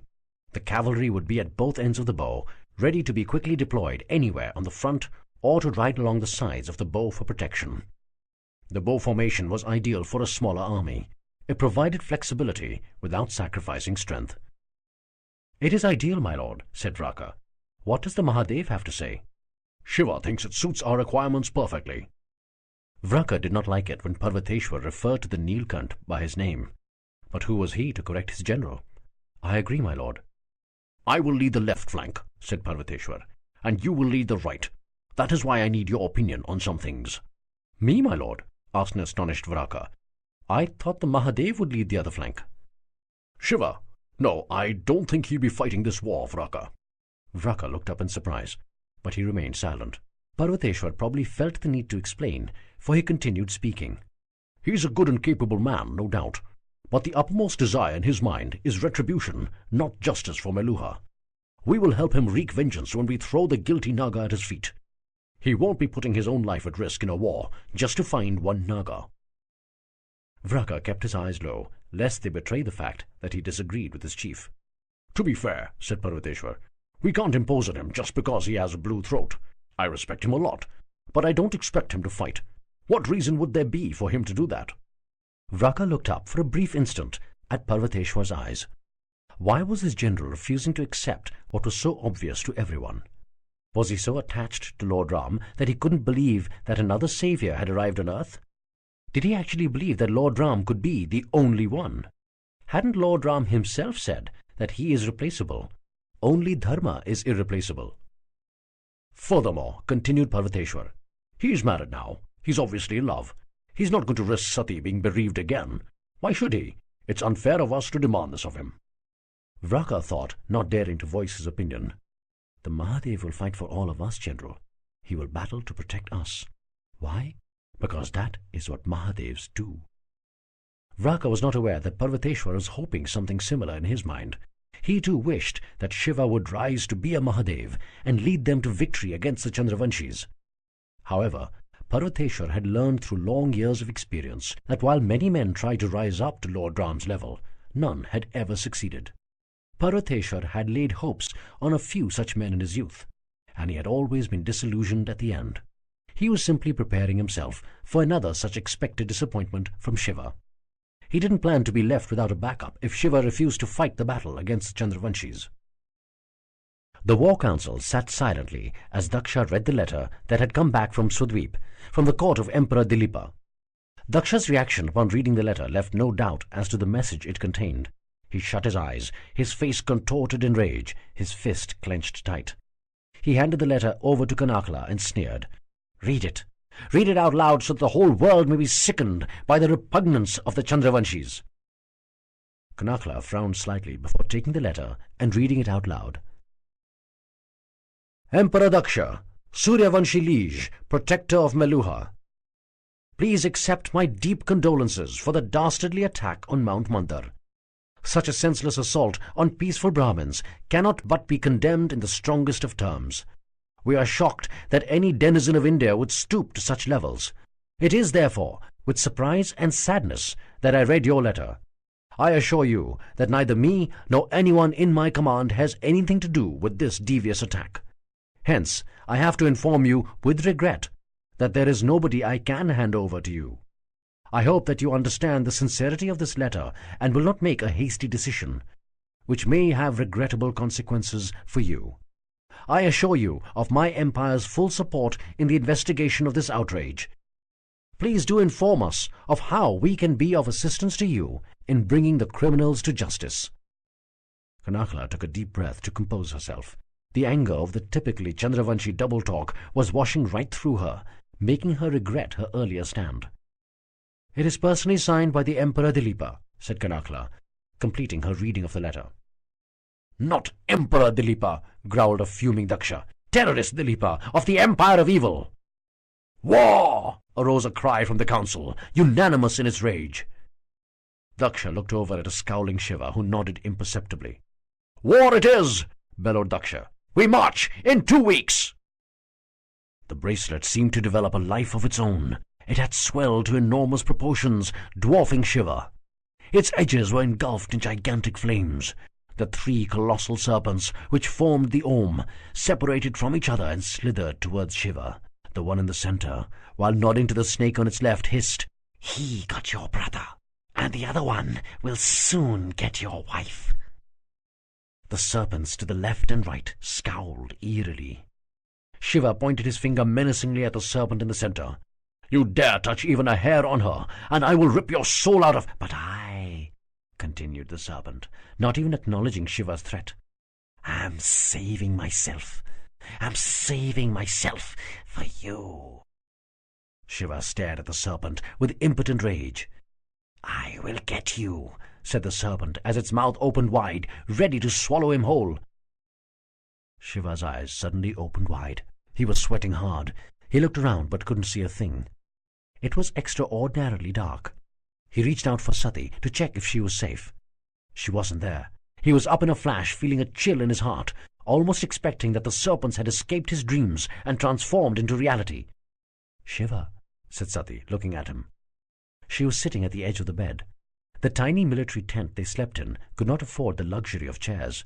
This tent had been their travelling home for the last 1 month, as the Meluhan army marched towards Swadweep. "What is it, Sati?" asked Shiva, his eyes adjusting to the dim light. He slipped the offending bracelet that he held tightly in his hands back into his pouch. When had I taken it out? "Shiva," continued Sati. She had tried to talk about this for the last 2 weeks, ever since she'd been sure of the news, but had never found an opportune moment. She always managed to convince herself that this was minor news, and it would not be right for her to trouble her husband with this, especially when he was going through one of the worst phases of his life. But it was too late now. He had to learn from her and not from somebody else. News like this did not remain secret in an army camp for long. "I have something to tell you." "Yes," said Shiva, though his dream still rankled. "What is it?" "I don't think I will be able to fight in the war." "What? Why?" asked the startled Shiva. He knew that cowardice was a word that did not exist in Sati's dictionary. Then why was she telling him so? And why now, when the army had already marched for nearly a month through the dense forest that separated Meluha from Swadweep? They were already in enemy territory. There was no turning back. "Sati, this is not like you." Shiva," said an embarrassed Sati. Such discussions were always difficult for the somewhat prudish Suryavanshis. "I have my reasons." "Reasons?" asked Shiva. "What?" Suddenly the reason smacked Shiva like a silent thunderbolt. "My God!" "Are you sure?" "Yes," said Sati bashfully. "By the holy lake! I'm going to be a father?" Seeing the ecstasy on Shiva's face, Sati felt a pang of guilt that she hadn't told him before. "Wow!" whooped a thrilled Shiva as he swirled her in his arms. "This is the best news I've heard in a long time." Sati smiled warmly and rested her head on his tired but strong shoulders. "We will name our daughter after the one who has comforted you through the last 2 months when I have been of no help," said Shiva. "We will name her Kritika." Sati looked up in surprise. She didn't believe that it was possible to love him even more, but it was. She smiled. "It could be a son, you know." "Nah," grinned Shiva. "It will be a daughter, and I'll spoil her to high heavens." Sati laughed heartily. Shiva joined in, his first spirited laugh in over 2 months. He embraced Sati, feeling the negative energy dissipate from his being. "I love you, Sati." "I love you too," she whispered. Shiva raised the curtain to come out of the tent that Sati was ensconced in. Kritika and Ayurvati were with her. A retinue of nurses attended to her every need.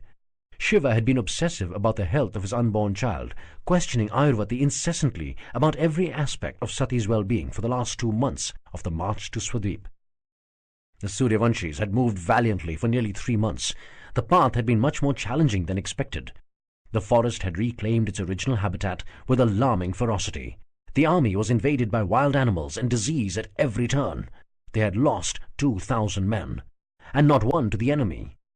After weeks of hacking and marching, the scouts had finally managed to lead the Suryavanshi army to the Chandravanshis. The Chandravanshis were camped on a sweeping plain called Dharmakhet. Their choice was clever. A substantial and uncluttered field, it had enough room to allow the Chandravanshis to maneuver their million-strong army. The full weight of their numerical superiority would come into play. The Suryavanshi army had tried to wait out the Chandravanshis, to test if they would lose patience and attack in a less advantageous area. but the Chandravanshis had held firm. Finally, the Suryavanshis moved camp to an easily defensible valley close to Dharmakhet. Shiva looked up at the clear sky. A lone eagle flew overhead, circling the royal camp, while 5 pigeons flew lower, unafraid of the eagle. A strange sign. His Guna shaman would probably have said that it's a bad time for battle, for the pigeons clearly have a hidden advantage. Don't think about it. It's all nonsense in any case.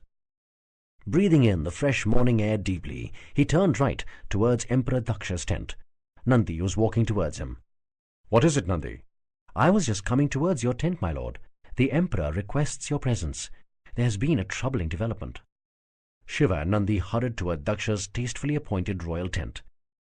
They entered to find Daksha and Parvateshwar engrossed in a discussion.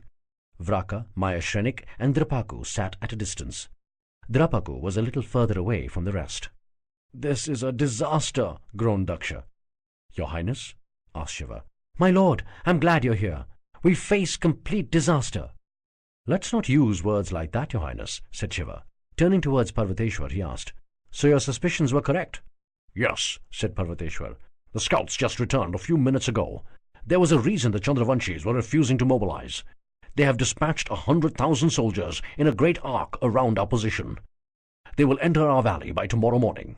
We will be sandwiched between their main force ahead of us and another 100,000 at the back." "We can't fight on 2 fronts, my lord," cried Daksha. "What do we do?" "Was it Veerbhadra's scouts who returned with the news?" asked Shiva. Parvateshwar nodded. Shiva turned towards Nandi, who rushed out immediately. Moments later, Veerbhadra stood before them. "What route is the Chandravanshi detachment taking, Bhadra?" asked Shiva. "Up the east, along the steep mountains on our side. I think they intend to enter our valley some 50 kilometers up north." "Did you take a cartographer with you, as Parvateshwar had instructed?" Veerbhadra nodded, moving to the center table, and laid out the map on it. Shiva and Parvateshwar leaned across. Pointing to the route with his fingers, Veerbhadra said, "This way." Shiva suddenly started as he noticed the ideal defensive position on the map, deep north of the Suryavanshi camp. He looked up at Parvateshwar. The same thought had occurred to the general. "How many men do you think, Parvateshwar?" "Difficult to say. It will be tough, but the pass looks defendable. It will need a sizable contingent, though, at least 30,000. "But we can't spare too many men. I'm sure the battle with the main Chandravanshi army to the south will also happen tomorrow. It would be the best time for them to take up positions." Parvateshwar nodded grimly. The Meluhans might just have to retreat and maneuver for a battle on another, more advantageous position, he thought unhappily. "I think 5,000 men ought to do it, my lords." Shiva and Parvateshwar had not noticed Drapaku move to the table. He was examining the pass that Shiva had just pointed out. "Look here," continued Drapaku, as Shiva and Parvateshwar peered. "The mountains ahead constrict rapidly to this pass, which is not more than 50 meters across. It doesn't matter how big their army is. Each charge by the enemy into the pass cannot comprise of more than a few hundred men." "But Drapaku, with 100,000 men, they can launch one charge after another, almost continuously," said Mayashrenik. "And with the mountains so steep on the sides, you can't use any of our missiles. Victory is almost impossible." "It's not about victory," said Drapaku. "It's about holding them for a day, so that our main army can fight." "I will do it," said Parvateshwar. "No, my lord," said Vraka. "You are required for the main charge." Shiva looked up at Parvateshwar. "I need to be here as well." "I can't do it either," said Shiva, shaking his head. Parvateshwar looked up at Shiva. Disillusionment writ large on his face. While he had prepared his heart for disappointment, he had hoped that Shiva would prove him wrong. But it appeared clear to Parvateshwar that Shiva too would be simply watching the battle from the viewing platform being made for Daksha. "Give me the honor, my lord," said Drapaku. "Drapaku," whispered Mayashrenik, not putting in words what everyone else knew. With only 5,000 soldiers, the battle at the northern pass against the Chandravanshi detachment was a suicide mission. "Drapaku," said Shiva, "I don't know if—" "I know, my lord," interrupted Drapaku. "It is my destiny. I will hold them for one day. If Lord Indra supports me, I'll even try for 2. Get us victory by then." Daksha suddenly interjected. "Wonderful! Drapaku, make preparations to leave immediately." Drapaku saluted smartly and rushed out before any second thoughts were voiced. It took less than an hour before the Vikarma brigade was marching out of the camp. The sun was up high in the sky, and practically the entire camp was awake, watching the soldiers set out on their mission. Everyone knew the terrible odds the Vikarmas were going to face. They knew that it was unlikely that any of these soldiers would be seen alive again. The soldiers, though, did not exhibit the slightest hesitation or hint of fear as they walked on. The camp stood in silent awe. One thought reverberated through all of them. How could the Vikarmas be so magnificent? They are supposed to be weak. Tirpaku was at the lead, his handsome face smeared with war paint. On top of his armor, he wore a saffron angavastram, the color of the Paramatma, the color worn for the final journey. He didn't expect to return. He stopped suddenly as Vidyunmali darted in front of him. Tirpaku frowned. Before he could react, Vidyunmali had drawn his knife. Tirpaku reached for his sidearm, but Vidyunmali was quicker. He sliced his own thumb across the blade and brought it up to Tirpaku's forehead. In the tradition of the great brother warriors of yore, Vidyunmali ran his blood across Tirpaku's brow, signifying that his blood will protect him. "You're a better man than me, Tirpaku," whispered Vidyunmali. Tirpaku stood silent, astonished by Vidyunmali's uncharacteristic behavior. Raising his bald fist high, Vidyunmali roared, "Give them hell, Vikarma!" "Give them hell, Vikarma!" bellowed the Suryavanshis, repeating it again and again. Tirpaku and his soldiers looked around the camp, absorbing the respect that they had been denied so long. Way too long. "Give them hell, Vikarma!" Tirpaku nodded, turned, and marched on before his emotions spoiled the moment. His soldiers followed. "Give them hell, Vikarma!" It was an uncharacteristically warm morning for that time of the year. The Chandravanshi detachment had been surprised to find Meluhan soldiers at the northern pass the previous night. They had immediately attacked. The Vikarmas had held them through the night, buying precious time for the main Suryavanshi army. This had to be the day for the main battle. Shiva was prepared. Sati stood resplendent, looping the Aarti Thali in small circles around Shiva's face. She stopped after 7 turns, took some vermilion on her thumb, and smeared it up Shiva's forehead in a long tilak. "Come back victorious, or don't come back at all." Shiva raised one eyebrow and grimaced. "What kind of send-off is that?" "What? No, it's just—" stammered Sati. I know," smiled Shiva as he embraced Sati. "It's the traditional Suryavanshi send-off before a war, right?" Sati looked up, her eyes moist. Her love for Shiva was overcoming decades of Suryavanshi training. "Just come back safe and sound." "I will, my love," whispered Shiva. "You won't get rid of me that easily." Sati smiled weakly. "I'll be waiting." Sati stood on her toes and kissed Shiva lightly. Shiva kissed her back and turned quickly before his heart would overcome his head with second thoughts. Lifting the tent curtain, he walked out. He looked up at the skies in case there were some other omens. There were none. Bloody good. The distant droning of Sanskrit shlokas, accompanied by the beating of war drums in a smooth rhythmic pulse, wafted in over the dry winter breeze. Shiva had thought this particular Suryavanshi custom odd, but maybe there was something to the Brahmin call for Indra and Agni, as this particular puja was called. The drums and the shlokas somehow grafted together to rouse a fierce warrior spirit in whoever heard them. The beats would quicken as the battle began. Shiva was eager to throw himself into the battle. He turned and strode towards Daksha's tent. "Greetings, Your Highness," said Shiva as he raised the curtain to enter the royal tent, where Parvateshwar was explaining the plans to the emperor. "Namaste, Parvateshwar." Parvateshwar smiled and folded his hands. "What news of Tirpaku, Parvateshwar?" asked Shiva. "The last dispatch I heard is at least 3 hours old." "The Vikarma battle is on. Tirpaku still leads them. He has brought us invaluable time. May Lord Ram bless him." "Yes," agreed Shiva. "May Lord Ram bless him. He just has to hold on to the end of this day." "My lord," said Daksha, hands in a formal namaste, head bowed. "It is an auspicious beginning. We will have a good day, wouldn't you agree?" "Yes, it does seem so," smiled Shiva. "The news of Tirpaku is very welcome. But perhaps this question may be better suited to the 4th Prahar, Your Highness." "I'm sure the answer will be the same, my lord. By the 4th Prahar today, Emperor Dilipa will be standing in front of us in chains, waiting for justice to be done." "Careful, Your Highness," said Shiva with a smile. "Let us not tempt fate. We still have to win the war." "We will face no problems. We have the Nilkant with us. We just need to attack. Victory is guaranteed." "I think a little bit more than a blue throat will be required to beat the Chandravanshis, Your Highness," said Shiva, his smile even broader. We shouldn't underestimate our enemy. I don't underestimate them, my lord, but I will not make the mistake of underestimating you either. Shiva gave up. He had learned some time back that it was impossible to win a debate against Daksha's unquestioning conviction. Perhaps I should leave, your highness, said Parvateshwar. The time has come. With your permission. Of course, Parvateshwar. Vijay Bhav, said Daksha. Turning towards Shiva, Daksha continued. My lord, they have built a viewing platform for us on the hill at the back. Viewing platform? Asked Shiva, perplexed. Yes. Why don't we watch the battle from there? You would also be in a better position to direct the battle from there. Shiva narrowed his eyes in surprise.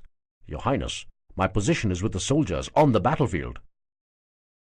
Parvateshwar stopped in his tracks, startled and delighted at having been proved wrong. My lord, this is a job for butchers, not the Nilkant, said a concerned Daksha. You don't need to sully your hands with Chandravanshi blood. Parvateshwar will arrest that Naga and throw him at your feet. You can extract such a terrible retribution from him that his entire tribe would dread your justice for aeons.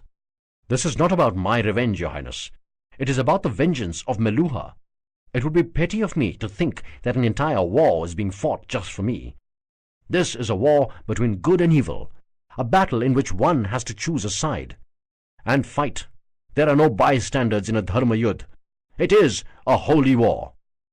Parvateshwar watched Shiva intently, his eyes blazing with admiration. These were Lord Ram's words.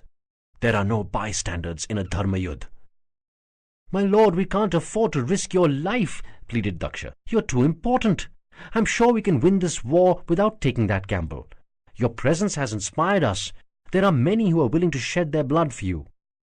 If they are willing to shed their blood for me, then I must be willing to shed my blood for them. Parvateshwar's heart was swamped by the greatest joy an accomplished Suryavanshi could feel, the joy of finally finding a man worth following, the joy of finding a man worth being inspired by, the joy of finding a man deserving of being spoken of in the same breath as Lord Ram himself. A worried Daksha came closer to Shiva. He realized that if he had to stop the Nilkant from this foolhardiness, he would have to speak his mind. He whispered softly, My lord, you are my daughter's husband. If something happened to you, she would be bereaved twice in one life. I can't let that happen to her. Nothing will happen, whispered Shiva, and Sati would die 1,000 deaths if she saw her husband stay away from a dharma yudh. She would lose respect for me. If she weren't pregnant, she would have been fighting alongside me, shoulder to shoulder. You know that. Daksha stared at Shiva, broken, troubled, and apprehensive. Shiva smiled warmly. Nothing will happen, your highness. And what if it does? Then it should be remembered that it happened for a good cause. Sati would be proud of me. Daksha continued to stare at Shiva, his face a portrait of agonized distress. Forgive me, your highness, but I must go, said Shiva with a formal namaste, turning to leave. Parvateshwar followed, distracted, as if commanded by a higher force. As Shiva walked briskly out of the tent towards his horse, he heard Parvateshwar's booming voice. My lord! Shiva continued walking. My lord! Bellowed Parvateshwar again, more insistent. Shiva stopped abruptly. He turned, a surprised frown on his face. I'm sorry, Parvateshwar. I thought you were calling out to his highness. No, my lord, said Parvateshwar, reaching up to Shiva. It was you I called. His frown deeper, Shiva asked, What is the matter, brave general? Parvateshwar came to a halt in a rigid military attention. He kept a polite distance from Shiva. He could not stand on the hallowed ground that cradled the Mahadev. As if in a daze, Parvateshwar slowly curled his fist and brought it up to his chest. Then, completing the formal Meluhan salute, he bowed low, lower than he had ever bowed before to a living man, as low as he bowed before Lord Ram's idol during his regular morning pujas. Shiva continued to stare at Parvateshwar, his face an odd mixture of surprise and embarrassment. Shiva respected Parvateshwar too much to be comfortable with such open idolization from him. Rising, but with his head still bent, Parvateshwar whispered, I will be honored to shed my blood with you, my lord. Raising his head, he repeated, Honored. Shiva smiled and touched Parvateshwar's arm. Well, if our plans are good, my friend, hopefully we won't have to shed too much of it. Chapter 23. Dharma Yudh, the Holy War. The Suryavanshis were arranged like a bow, strong yet flexible. The recently raised tortoise regiments had been placed at the center. The light infantry formed the flanks, while the cavalry in turn bordered them. The chariots had been abandoned due to the unseasonal rain the previous night. They couldn't risk the wheels getting stuck in the slush. The newly reared archer regiments remained stationed at the back. Skillfully designed backrests had been fabricated for them, which allowed the archers to lie and guide their feet with an ingenious system of gears. The bows could be stretched across their feet and the strings drawn back to their chins, releasing powerfully built arrows almost the size of small spears. As they were at the back of the Suryavanshi infantry, their presence was hidden from the Chandravanshis. The Chandravanshis had placed their army as per their strength in a standard offensive formation. Their massive infantry was in squads of 5,000. There were 50 such, comprising a full legion in a straight line. They stretched as far as the eye could see. There were 3 more such legions behind the first one, ready to finish off the job. This formation allowed a direct assault onto a numerically inferior enemy, giving the offense tremendous strength and solidity, but also making it rigid. The squads left spaces in between them to allow the cavalry to charge through if required. Seeing the Suryavanshi formation, the Chandravanshi cavalry from the rear had been moved to the flanks. This would enable a quicker charge at the flanks of the Suryavanshi formation and disrupt enemy lines. The Chandravanshi general clearly had a copy of the ancient war manuals and was playing it religiously, page by page. It would have been a perfect move against an enemy who also followed standard tactics.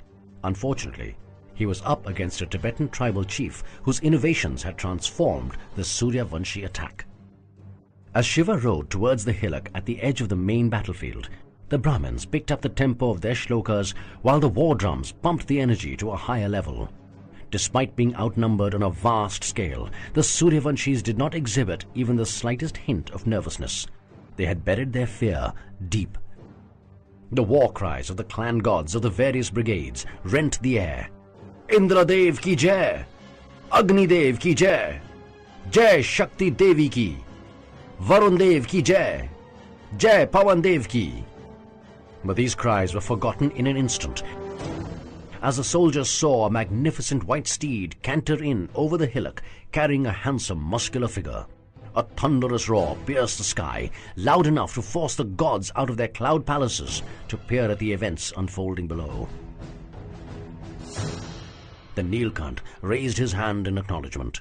Following him was General Parvateshwar, accompanied by Nandi and Veerbhadra. Vraka was off his horse in a flash as Shiva approached him. Parvateshwar dismounted equally rapidly and was next to Vraka before Shiva could reach him. "The Lord will lead the right flank, Brigadier," said Parvateshwar. "I hope that is all right." "It will be my honor to fight under his command, my lord," said a beaming Vraka. He immediately pulled out his field commander baton from the grip on his side, went down on one knee, and raised his hand high to hand over the charge to Shiva. "You people have to stop doing this," said Shiva, laughing. "You embarrass me." Pulling Vraka up on his feet, Shiva embraced him tightly. "I am your friend, not your lord." A startled Vraka stepped back, his soul unable to handle the gush of positive energy flowing in. He mumbled, "Yes, my lord." Shaking his head softly, Shiva smiled. He gently took the baton from Vraka's extended hand and raised it high for the entire Suryavanshi army to see. An ear-splitting cry ripped through the ranks. "Mahadev! Mahadev! Mahadev!"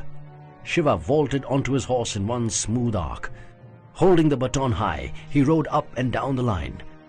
The Suryavanshi roar got louder and louder. "Mahadev! Mahadev! Mahadev!" "Suryavanshis!" bellowed Shiva, raising his hand. "Meluhans!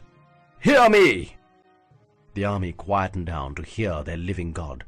"Who is a Mahadev?" roared Shiva. They listened in rapt attention, hanging on his every word.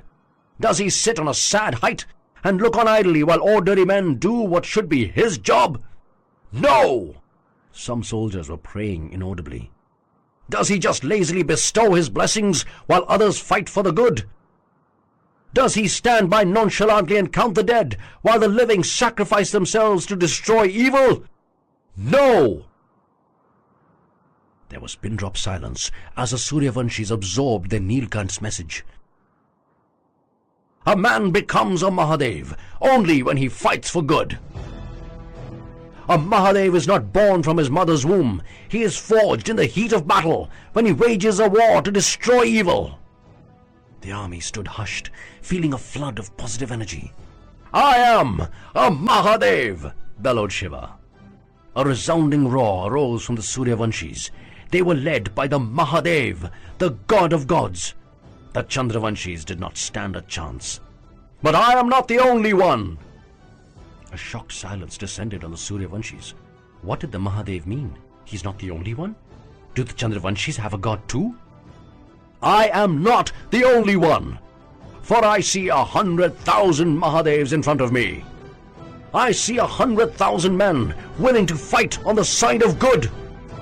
I see 100,000 men willing to battle evil. I see 100,000 men capable of destroying evil. The stunned Suryavanshis gaped at their Nilkant as the import of his words permeated their minds. They dared not ask the question, "Are we gods?" Shiva had the answer. Har ek hai Mahadev. The Meluhans stood astounded. Every single one a Mahadev? Har Har Mahadev, bellowed Shiva. The Meluhans roared. All of us are Mahadevs. Pure primal energy coursed through the veins of each Suryavanshi. They were gods. It didn't matter that the Chandravanshis outnumbered them 10 to 1. They were gods. Even if the evil Chandravanshis outnumbered them 100 to 1, victory was assured. They were gods. Har Har Mahadev, cried the Suryavanshi army. Har Har Mahadev, yelled Shiva. All of us are gods. Gods on a mission. Drawing his sword, he pulled the reins of his horse. Rising on its hind legs with a ferocious neigh, the horse pirouetted smartly to face the Chandravanshis. Shiva pointed his sword at his enemies. On a mission to destroy evil. The Suryavanshis bellowed after their lord, Har Har Mahadev. The cry rent the air, Har Har Mahadev. Victory would not be denied, Har Har Mahadev. The long spell of evil would end today, Har Har Mahadev. As the army roared like the gods that they were, Shiva rode on towards a beaming Parvateshwar who was flanked by Nandi, Veerbhadra and Vraka. Nice speech, grinned Veerbhadra. Shiva winked at him. He then turned his horse towards Parvateshwar. General, I think it's time we start our own rainfall. Yes, my lord, nodded Parvateshwar. Turning his horse around, he gave the orders to his flag-bearer. The archers! The flag-bearer raised the coded flag. It was red with the vicious black lightning darned on it. The message was repeated by flag-bearers across the lines. The Suryavanshi infantry immediately hunched down on its knees. Shiva, Parvateshwar, Vraka, Nandi and Veerbhadra dismounted rapidly, pulling their horses down to their knees. And the arrows flew in a deadly shower. The archers had been placed in a semicircular formation to cover as wide a range of the Chandravanshi army as possible. 5,000 archers rained death on the Chandravanshis as the sky turned black with a curtain of arrows. The hapless Swadweepans were easy prey in their tight formations. The arrows, nearly as powerful as short spears, easily penetrated the leather and wood shields of the irregular Chandravanshi soldiers. Only the regulars held metal shields. It had been just a few minutes of the ruthless massacre with arrows raining down onto the squads of the First Legion that the Chandravanshi lines started breaking. The First Legion was taking too many casualties to hold on to their position. The irregulars started running back, causing chaos. Confusion reigned in the legions behind. Parvateshwar turned towards Shiva. I think we should lengthen the range, my lord. Shiva nodded in reply. Parvateshwar nodded to his flag-bearer, who relayed the message. The archers stopped shooting for just a few moments. Turning their wheels right, they rapidly raised the height of their footrests. With a longer range quickly set, they drew their arrows and let fly. The arrows hit the second legion of the Chandravanshis now. The pincer attack of the retreating first Chandravanshi legion and the concurrent hail of arrows created bedlam in the second legion. Shiva noticed the Chandravanshi cavalry moving into position to attack. He turned to Parvateshwar. General, their cavalry is moving out. They would aim to flank us and attack the archers. Our cavalry needs to meet them midfield. Yes, my lord, said Parvateshwar. I had expected this move from the Chandravanshis.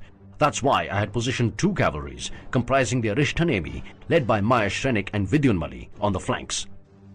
Perfect. But General, our cavalry must not move too far ahead or our arrows will injure our own men. Nor must they retreat. They have to hold their position, at least for another 5 minutes. I agree. Our archers need that much time to finish their job. Parvateshwar turned to his flag bearer with detailed instructions. 2 couriers set off rapidly to the left and right. Within moments, the eastern and western Arishthanemi, led by Maheshrenik and Vidyunmali respectively, thundered out to meet the Chandravanshi counterattack. Meanwhile, the disarray in the 2nd Legion of the Chandravanshi army only increased as the unrelenting and ruthless wall of arrows pounded down on them. The Suryavanshi archers, unmindful of their tiring limbs or bleeding hands, bravely continued their unremitted assault. The 2nd Legion line started breaking as the Chandravanshis tried desperately to escape the ruthless carnage. "Higher range, my lord?" asked Parvateshwar, preempting Shiva's words. Shiva nodded in reply. Meanwhile, the Suryavanshis and Chandravanshis cavalries were engaged in fierce combat on the eastern and western ends of the battlefield. The Chandravanshis knew they had to break through. A few more minutes of the Suryavanshi archers' assault and the battle would be all but lost. They fought desperately, like wounded tigers. Swords cut through flesh and bone, spears pierced body armor. Soldiers with limbs hanging half-severed continued to battle away. Horses with their riders missing attacked as if their own lives depended on it. The Chandravanshis were throwing all their might into breaking through the line that protected the archers. But to their misfortune, they had run into the fiercest brigadiers among the Suryavanshis. Maheshrenik and Vidyunmali fought ferociously, holding the mammoth Chandravanshi force at bay. The archers, meanwhile, had begun their onslaught on the 3rd Legion of the Chandravanshis. Their legions were bleeding to death or deserting in great numbers. Some of them, however, grimly and courageously held on. When their shields were not strong enough to block the arrows, they used the bodies of their dead comrades, but they held the line. "Do we stop now and charge, my lord?" asked Parvateshwar. "No, I want the 3rd Legion devastated as well. Let it go on for a few more minutes." "Yes, my lord. We should also let half the archers raise their range a bit more. We can get the weaker sections in the 4th Legion as well. If their lines are also broken, confusion would reign right into the heart of their troops." "You're right, Parvateshwar. Let's do that." Meanwhile, the Chandravanshi cavalry on the western flank, sensing the hopelessness of their charge, began to retreat. Some Arishthanemi riders moved to give chase, but Vidyunmali stopped them. As the Chandravanshis retreated, Vidyunmali ordered his troops to wait at their present positions, lest the Chandravanshis launch a counterattack. Seeing their enemy ride rapidly back to their lines, Vidyunmali ordered a withdrawal to their initial position on the flank of the bow formation. The Chandravanshis facing Maheshrenik, however, were made of sterner stuff. Despite taking severe casualties, they fought grimly, refusing to retreat. Maheshrenik and his men fought fiercely, holding their enemy. Suddenly, the hail of arrows stopped. The archers had been ordered to stand down. Now that their mission was accomplished without their intervention, the Chandravanshi brigadier ordered a retreat of his cavalry. Maheshrenik in turn withdrew his troops quickly to his earlier position to prepare for the main charge, which he knew was just a few moments away. "General, shall we?" asked Shiva, nodding towards the left flank. "Yes, my lord," replied Parvateshwar. As Parvateshwar turned to mount his horse, Shiva called out, "Parvateshwar!" "Yes, my lord." "Race you to the last line of the Chandravanshis." Parvateshwar raised his eyebrows in surprise, smiling broadly. "I will win, my lord." "We'll see," grinned Shiva, his eyes narrowed in a playful challenge. Parvateshwar rapidly mounted his horse and rode to his command on the left. Shiva, followed by Vraka, Nandi, and Veerbhadra, rode to the right. Prasanjit geared his tortoise corps in the center for the attack. "Meluhans!" roared Shiva, dismounting smoothly. "They lie in front of you, waiting to be slaughtered. It ends today. Evil ends today." "Har Har Mahadev!" bellowed the soldiers as the Meluhan conch shell announcing the Suryavanshi attack was blown. With an ear-shattering yell, the infantry charged towards the Chandravanshis. The tortoise corps moved in their slow yet unyielding pace towards the Chandravanshi center. The sides of the bow formation moved quicker than the center. The cavalry cantered along the flanks, protecting the infantry from an enemy charge. Courageous remnants of the 3rd and 4th Legion of the Chandravanshis, meanwhile, were rapidly reforming their lines to face the Suryavanshi onslaught. But the mass of dead bodies of their fallen comrades did not allow them the space needed to form their traditional Chaturanga formation, which could have allowed some lateral movement. They were huddled together in a tight but thin line before the Suryavanshis were upon them. The battle was going almost exactly as per plan for the Suryavanshis. By the time they reached the Chandravanshi line, they were in a tight, faintly curved line of trained and vicious soldiers, with their flanking line of light infantry being slightly behind the level of the slower-moving Tortoise Corps at the center. The unstoppable Tortoise Corps tore ruthlessly into the Chandravanshi center. The shields provided protection for the corps against the best Chandravanshi swordsmen, while their trishuls ripped through the Swadweapons. The Chandravanshis had but two choices: either fall to the trishul or be pushed towards the sides where the Suryavanshis were now bearing down hard on them. As the center of the Chandravanshi army broke under the unrelenting assault, the Suryavanshi flanks tore through their sides. Shiva was leading his flank ferociously into the Chandravanshis, decimating all in front of him. To his surprise, he found the enemy lines thinning. Letting his fellow soldiers charge ahead of him, he rose to his full height to observe the movements. He was shocked to see the Chandravanshi line opposing him, moving towards the center. They were attacking the only exposed flank of the Tortoise Corps, their right side, which could not be protected by shields. Someone in the Chandravanshi army was using his brains. If any of the tortoises broke, the Chandravanshis would swarm through the center in a tight line, devastating the Suryavanshis. "Meluhans!" roared Shiva. "Follow me!" Shiva's flag-bearer raised his pennant. The soldiers followed. The Nilkant charged into the sides of the Chandravanshi lines, bearing down on the tortoises. Caught in a pincer attack between the trishuls and the charge from Shiva's flank, the spirit of the Chandravanshis finally broke. What was a mighty Chandravanshi army was now reduced to independent stragglers fighting valiantly for a losing cause. Shiva and Parvateshwar led their respective sides to complete the job. The victory was absolute. The Chandravanshi army had been comprehensively routed. Chapter 24. A Stunning Revelation. Sati rushed out of her tent, followed by Kritika and Ayurvati. "A little slowly, Sati," cried Ayurvati, running to keep up. "In your condition." Sati turned and grinned back at Ayurvati, but did not reduce her pace. She sprinted to the royal tent, where she had been informed Shiva and Parvateshwar had reached after the declaration of victory. Nandi and Veerbhadra stood guard at the entrance. They moved aside to let Sati in, but barred Ayurvati and Kritika. "I am sorry, Lady Ayurvati," said Nandi apologetically, his head bowed. "I have strict instructions not to let anybody in." "Why?" asked a surprised Ayurvati. "I don't know, my lady. I'm very sorry." "That's all right," said Ayurvati. "You're only doing your job." Veerbhadra looked at Kritika. "I'm sorry, darling." "Please don't call me that in public," whispered Kritika, embarrassed. Sati pulled the curtain aside and entered the tent. "I don't know, my lord," said Parvateshwar. "It doesn't make sense." Sati was surprised at Parvateshwar calling Shiva my lord, but her joy at seeing Shiva safe brushed these thoughts aside. "Shiva!" "Sati?" mumbled Shiva, turning towards her. Sati froze. He didn't smile when he saw her. He didn't have the flush of victory on his face. He hadn't even got his wounds dressed. "What's wrong?" asked Sati. Shiva stared at her. His expression worried her deeply. She turned towards Parvateshwar. He looked at her for an instant with an obviously forced smile, the way he usually smiled when he tried to shield her from some bad news. "What is it, Pitratulya?" Parvateshwar looked at Shiva, who spoke at last. "Something about this war troubles us." "What could trouble you?" asked a surprised Sati. "You have delivered the greatest victory ever to the Suryavanshis. This defeat of the Chandravanshis is even more comprehensive than what my grandfather achieved. You should be proud." "I didn't see any Nagas with the Chandravanshis," said Shiva. "The Nagas weren't there?" asked Sati. "That doesn't make sense." "Yes," said Shiva, his eyes carrying a hint of foreboding.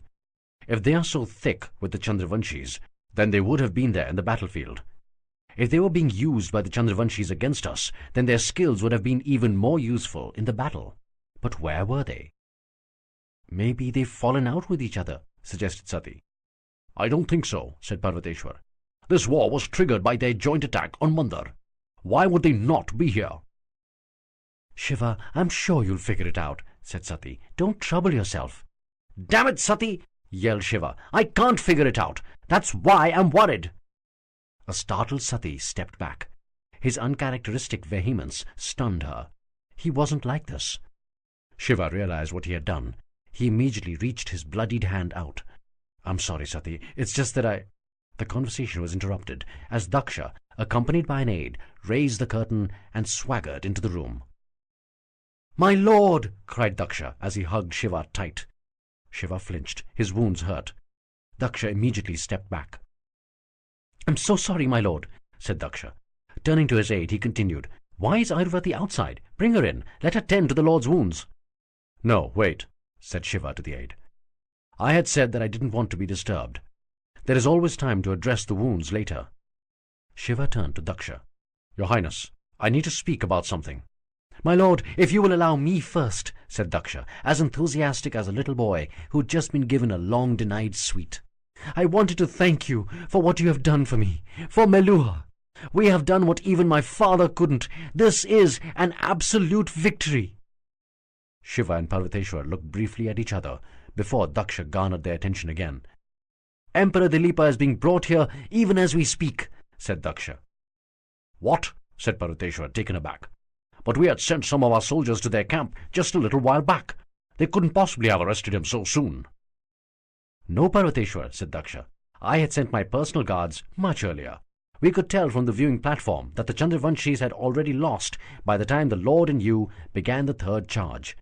This is the benefit of the perspective you get from a distance. I was worried that Dilipa might escape like the coward he is, so I sent off my personal guards to arrest him. But, Your Highness, said Parvateshwar, shouldn't we discuss the terms of surrender before we bring him in? What are we going to offer? Offer? Asked Daksha, his eyes twinkling with the euphoria of triumph. Frankly, we don't need to offer anything considering how he was routed. He's being brought here as a common criminal. However, we will show him how kind Meluha can be. We will make him such an offer that his next 7 generations will be singing our praises. Before a surprised Shiva could ask what exactly Daksha had in mind, the crier of the royal guard announced the presence of Dilipa outside the tent. Accompanying him was his son, Crown Prince Bhagirath. Just a minute, Kaustav, said Daksha as he went into a tizzy, organizing the room exactly as he would like it. He sat down on a chair placed in the center of the room. Daksha requested Shiva to sit to his right. As Shiva sat, Sati turned to leave the tent. Shiva reached out to hold her hand. She turned, saw his need, and walked behind his seat to sit down on a chair there. Parvateshwar sat to the emperor's left. Daksha then called out loudly, Let him in! Shiva was anxious to see the face of evil. Despite his misgivings about the absence of the Nagas, he genuinely believed he had fought a righteous war on the right side. Only seeing the defeated face of the evil king of the Chandravanshis would complete the victory. Dilipa walked in. Shiva straightened up in surprise. Dilipa was nothing like what he expected. He had the appearance of an old man, a sight rare in Meluha due to the Somras. Despite his age, Dilipa had a rakishly handsome bearing. He was of medium height, had dark skin, and a slightly muscular build. His clothes were radically different from the sober Meluhan fare. A bright pink dhoti, gleaming violet angavastram, and a profusion of gold jewelry adorning most parts of his body, combined to give him the look of a dandy. His face had the crow feet of a life lived well. A trimmed salt and pepper beard, accompanied by thick white hair under his extravagantly coloured crown, completed the effete look, while adding an intellectual air. Where is Crown Prince Bhagirath? Asked Daksha. I have asked him to wait outside, since he can be a little hot-headed, said Dilipa. He looked only at Daksha, refusing to acknowledge the presence of the others in the room. Don't you Meluhans have any custom of offering a seat to your guests? You are not a guest, Emperor Dilipa, said Daksha. You are a prisoner. Yes, I know. Can't you get a joke? Asked Dilipa superciliously. So what is it that you people want this time? Daksha stared at Dilipa quizzically. You have already stolen the Yamuna waters 100 years back, continued Dilipa. What else do you want? Shiva turned in surprise towards Daksha. We did not steal the Yamuna waters, yelled Daksha angrily. They were ours, and we took them back." "Yes, whatever," dismissed Dilipa with a wave of his hand. "What are your demands this time?" Shiva was astonished at how the conversation was going. They had just defeated this evil man. He should be repentant. But here he was, being condescending and self-righteous. Daksha looked at Dilipa with wide eyes and a kindly smile. "I don't want to take anything. Instead, I want to give you something." Dilipa raised his eyebrows warily. "Give us something?" "Yes, I intend to give you the benefit of our way of life." Dilipa continued to stare at Daksha with suspicion. "We are going to bring you up to our superior way of life," continued Daksha, his eyes marveling at his own generosity. "We are going to reform you." Dilipa said with half a snigger, "Reform us?" "Yes, my general Parvateshwar will run your empire from now on as Viceroy of Swadweep. You will continue to be the titular head. Parvateshwar will ensure that your corrupt people are brought in line with the Meluhan way of life. We will live together as brothers now." Parvateshwar turned towards Daksha, stunned. He did not expect to be dispatched to Swadweep. Dilipa appeared to have difficulty in controlling his laughter. "You actually think your straight-laced men can run Swadweep?" "My people are mercurial. They're not going to listen to your moralizing." "Oh, they will," sneered Daksha. "They will listen to everything we say, because you don't know where the actual voice comes from." "Really? Where does it come from? Do enlighten me." Daksha motioned towards Shiva and said, "Look who sits with us." Dilipa turned to Daksha's right and asked incredulously, "Who's he? What in Lord Indra's name is so special about him?" Shiva squirmed, feeling increasingly uncomfortable.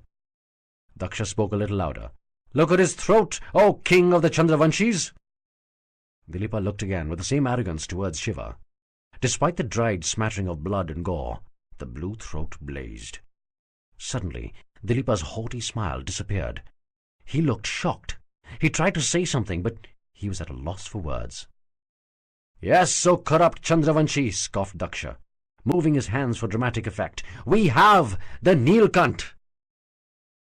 Dilipa's eyes had the dazed look of a child who had just discovered that the hand that brutally knifed his back belonged to his beloved father. Shiva's heart was disturbed with increased apprehension. This was not the way this meeting was supposed to occur. Daksha continued his hectoring. "The Neelkant has sworn to destroy the evil Chandravanshi way of life. You have to listen." A bewildered Dilipa stared at Shiva for what seemed like an eternity. At long last, he recovered enough to softly whisper, "Whatever you say." Before Daksha could bluster further, Dilipa turned and staggered towards the tent curtain.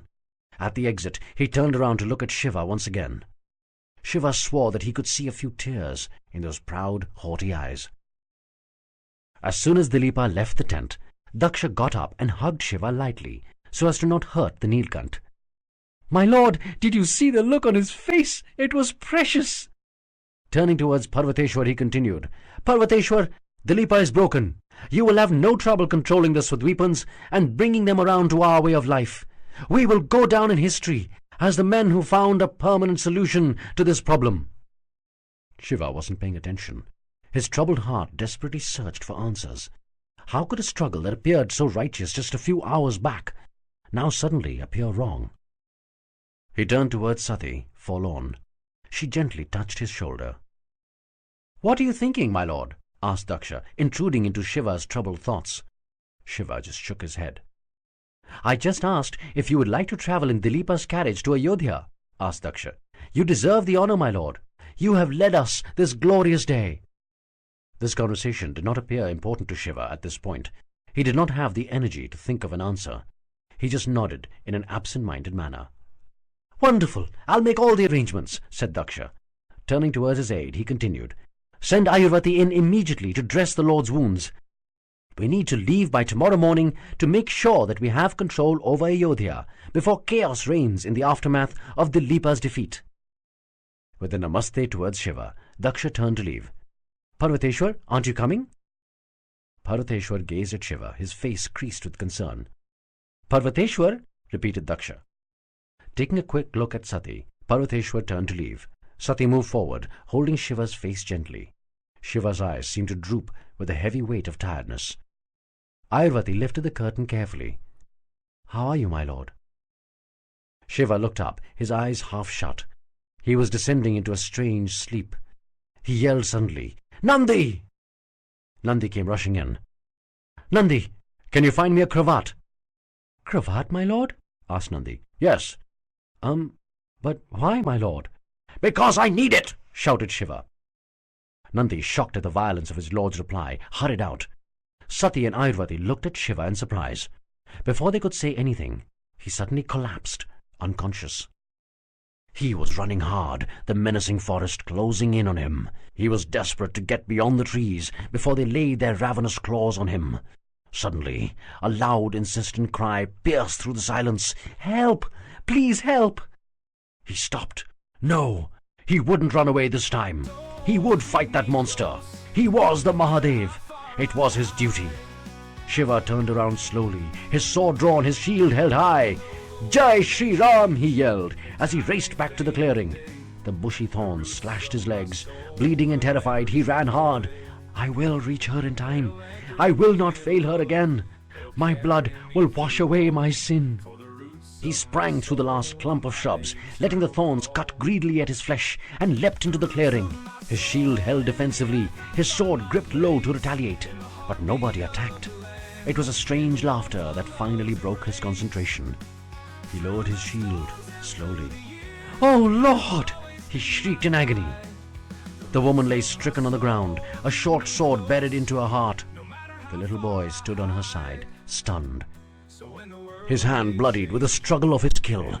The hairy monster sat on the rocky ledge, pointing at the little boy, laughing. "No!" screamed Shiva as he jerked himself awake. "What happened, Shiva?" asked a worried Sati, darting to hold his hand. Shiva looked around the room, startled. A worried Parvateshwar and Ayurvati got up too. "My lord?" "Shiva, it's all right," whispered Sati, gently running a hand along Shiva's face.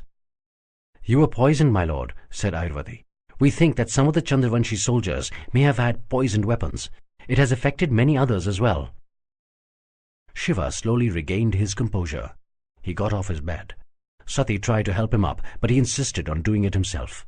His throat felt excruciatingly parched. He stumbled over to the ear, closely followed by Sati. He reached over and gulped down some water. "It seems like I have been asleep for many hours," said Shiva, finally noticing the lamps and dark sky beyond. "Yes," said a worried Ayurvati, "close to 36 hours." 36 hours! cried a surprised Shiva, before collapsing onto a comfortable chair. He noticed a forbidding figure sitting at the back, his right eye covered in a bandage, his amputated left hand in a sling. "Drapaku?" "Yes, my lord," said Drapaku, as he tried to get up and salute. "My God, Drapaku, it's so good to see you. Please, sit down." "It is heavenly to see you, my lord." "How was your end of the battle?" "I lost too many men, my lord. Almost half of them. And this arm and eye," whispered Drapaku. "But by your grace, we held them till the main battle was won." "It wasn't my grace, my friend. It was your bravery," said Shiva. "I am proud of you." "Thank you, my lord." Sati stood next to her husband, gently caressing his hair. "Are you sure you want to sit, Shiva? You can lie down for a while." "I have slouched around enough, Sati," said Shiva with a weak smile. Ayurvati smiled. "Well, the poison certainly didn't affect your sense of humor, my lord."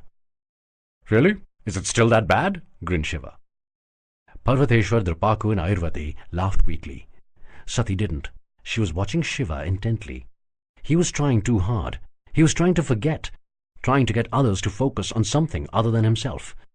Was this dream much worse than the others? "Where is His Highness?" asked Shiva.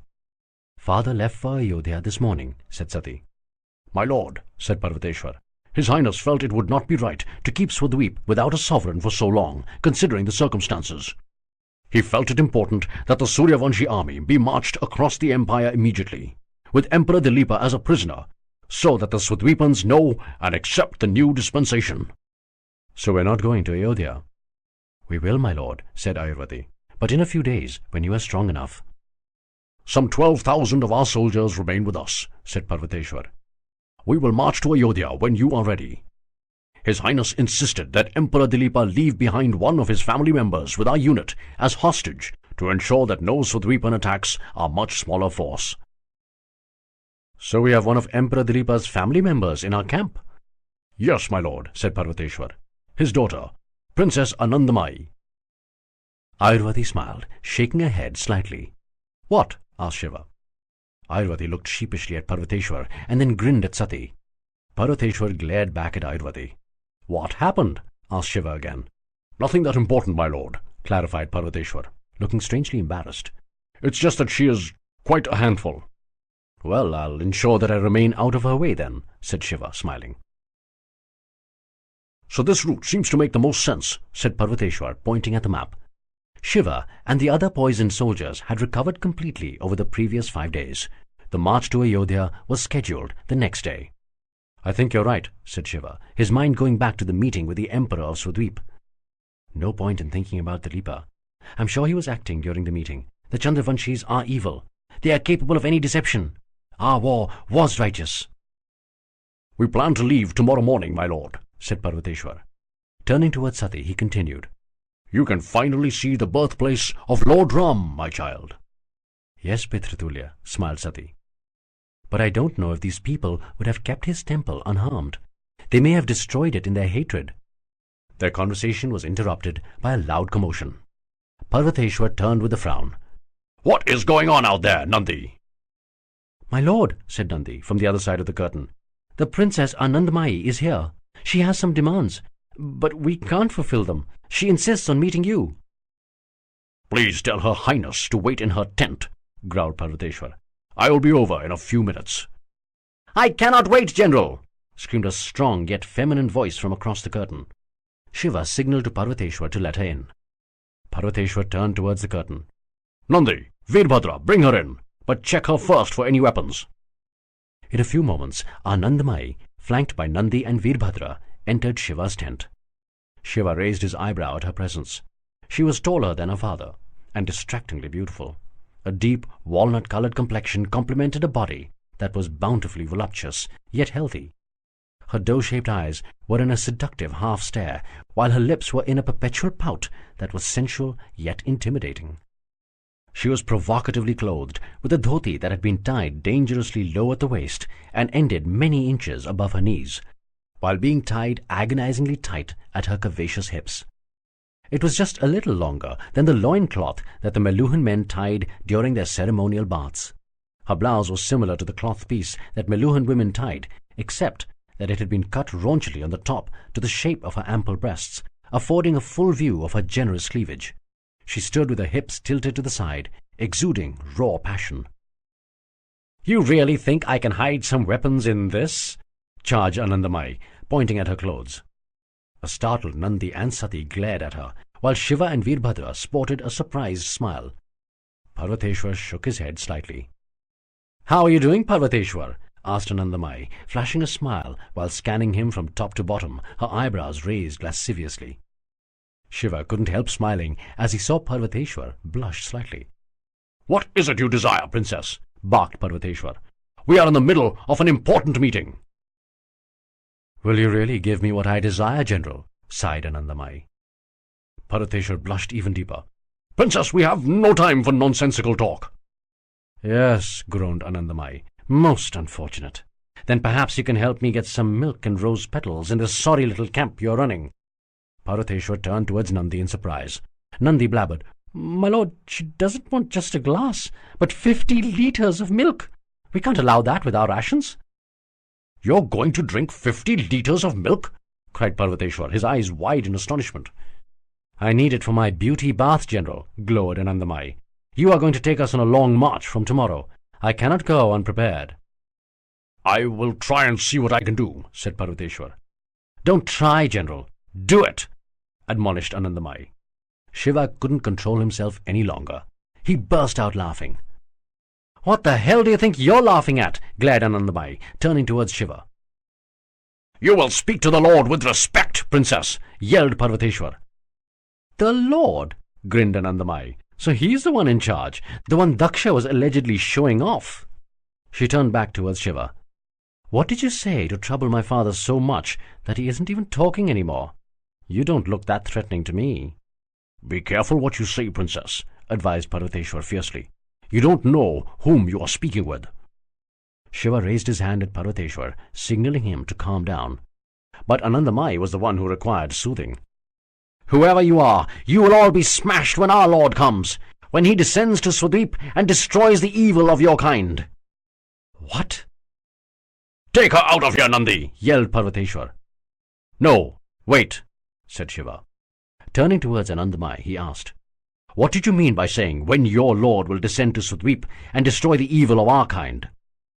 "Why should I answer you, Parvateshwar's Lord?" Parvateshwar moved rapidly, drawing his sword and pointing it close to Anandamai's neck. "When the Lord asks something, you will answer." "Do you always move that fast?" asked Anandamai, her eyebrows raised saucily. "Or can you take it slow sometimes?" Bringing his sword threateningly closer, Parvateshwar repeated, "Answer the Lord, princess." Shaking her head, Anandamai turned towards Shiva. "We wait for our Lord, who will come to Swadweep and destroy the evil Suryavanshis." Strong lines of worry began creasing Shiva's handsome face. "Who is your Lord?" "I don't know. He hasn't shown himself as yet." An unfathomable foreboding sunk deep into Shiva's heart.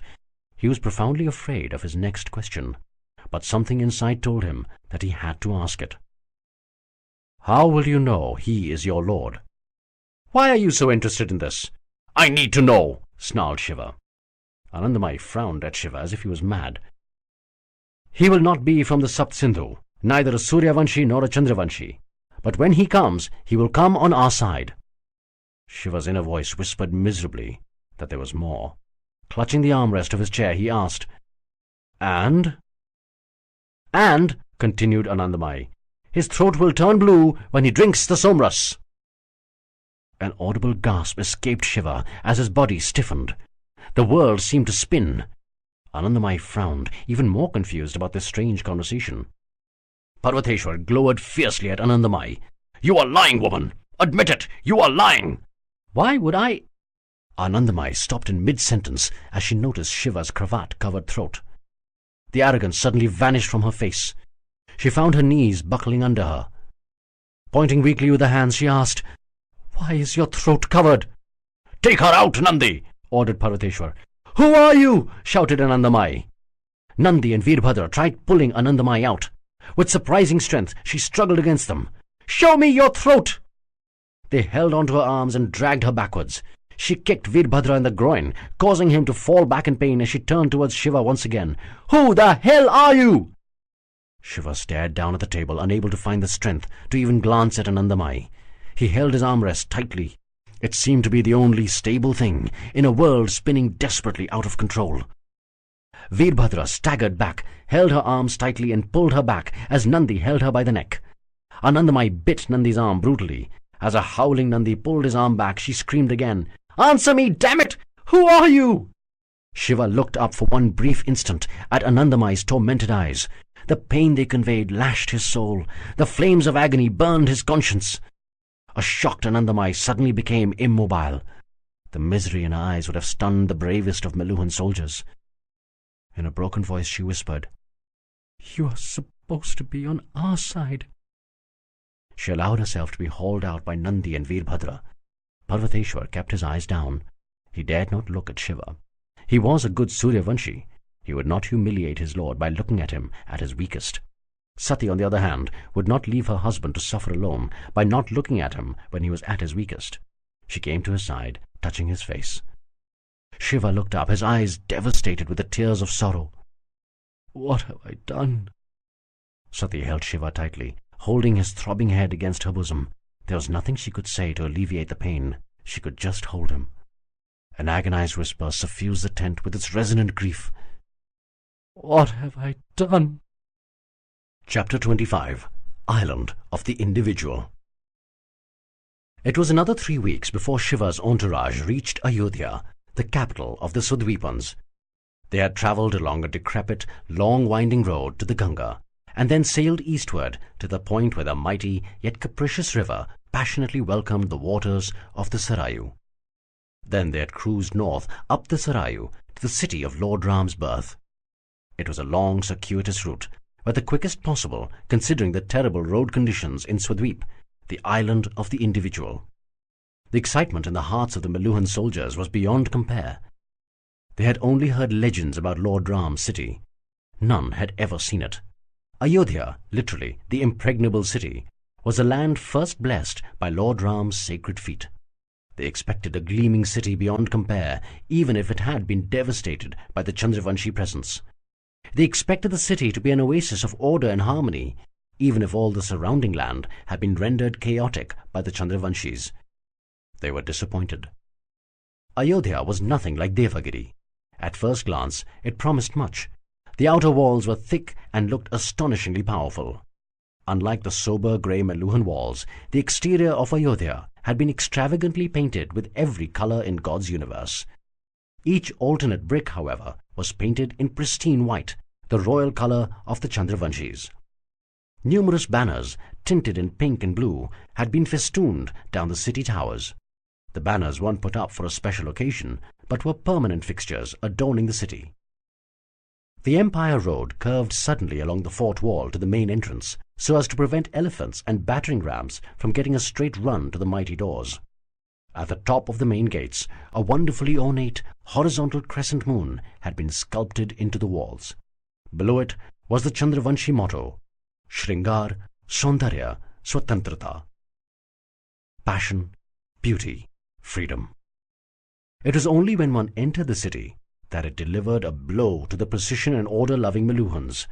Kritika described the city's organization best as functioning pandemonium. Unlike all Meluhan cities, Ayodhya was not built on a platform, so it was obvious that if the Sarayu River ever flooded in the manner that the temperamental Indus did, the city would be inundated. The numerous city walls, built in 7 concentric circles, were surprisingly thick and strong. However, it didn't take a general strategic eye to see that the concentric walls had not been planned by a military mastermind. They were, in fact, added in a haphazard manner, one by one, after the city had burst its seams and extended beyond the previous perimeter. That is why there were many weak points along each wall, which an enemy laying siege could easily exploit. Perhaps that's why the Chandravanshis preferred to take wars outside to a faraway battleground, rather than defend their city. The infrastructure was a sorry indictment of the Chandravanshi penchant for debate as an excuse for action. The roads were nothing better than dirt tracks. There was, however, one notable exception: the neatly paved and strikingly smooth Rajpath, the royal road, which led straight from the outer walls through to the opulent royal palace. The Swadweepans joked that instead of finding potholes on their road, they actually had to search for some stretch of road amongst the potholes. This was a far cry from the exceptionally well-planned, signposted, paved and tediously standard roads of Meluhan cities. There were what can only be called encroachments all over the city. Some open grounds had been converted into giant slums as illegal immigrants simply pitched their tents on public areas. The already narrow roads had been made even narrower by the intrusion of the cloth tents of the homeless. There was constant tension between the richer home-owning class and the poor landless who lived in slums. The emperor had legalized all encroachments established before 1910 BC. That meant that slum dwellers could not be removed unless the government created alternate accommodation for them. The minor problem was that the Chandravanshi government was so hideously inefficient that they hadn't managed to build even one new house for slum dwellers in the last 12 years. Now there was talk about extending the deadline further. The encroachments, the bad roads, the poor construction combined to give an impression of a city in a state of terminal decline. The Meluhans were outraged. What had these people done to Lord Ram's great city? Or was it always like this? Is that why Lord Ram had crossed the Sarayu River to establish his capital at faraway Devagiri on the Saraswati? And yet, as the initial shock of the ugliness and frenzied disorder wore away, the Meluhans started finding strange and unexpected charm about the city in constant chaos. None of the Ayodhyan houses were similar, unlike the Meluhan cities, where even the royal palace was built to a standard design. Here, each house had its own individual allure. The Swadweepans, unencumbered by strict rules and building codes, created houses that were expressions of passion and elegance. Some structures were so grand that even the Meluhans couldn't imagine what divine engineering talent could create them. The Swadweepans had none of the restraint of the Meluhans.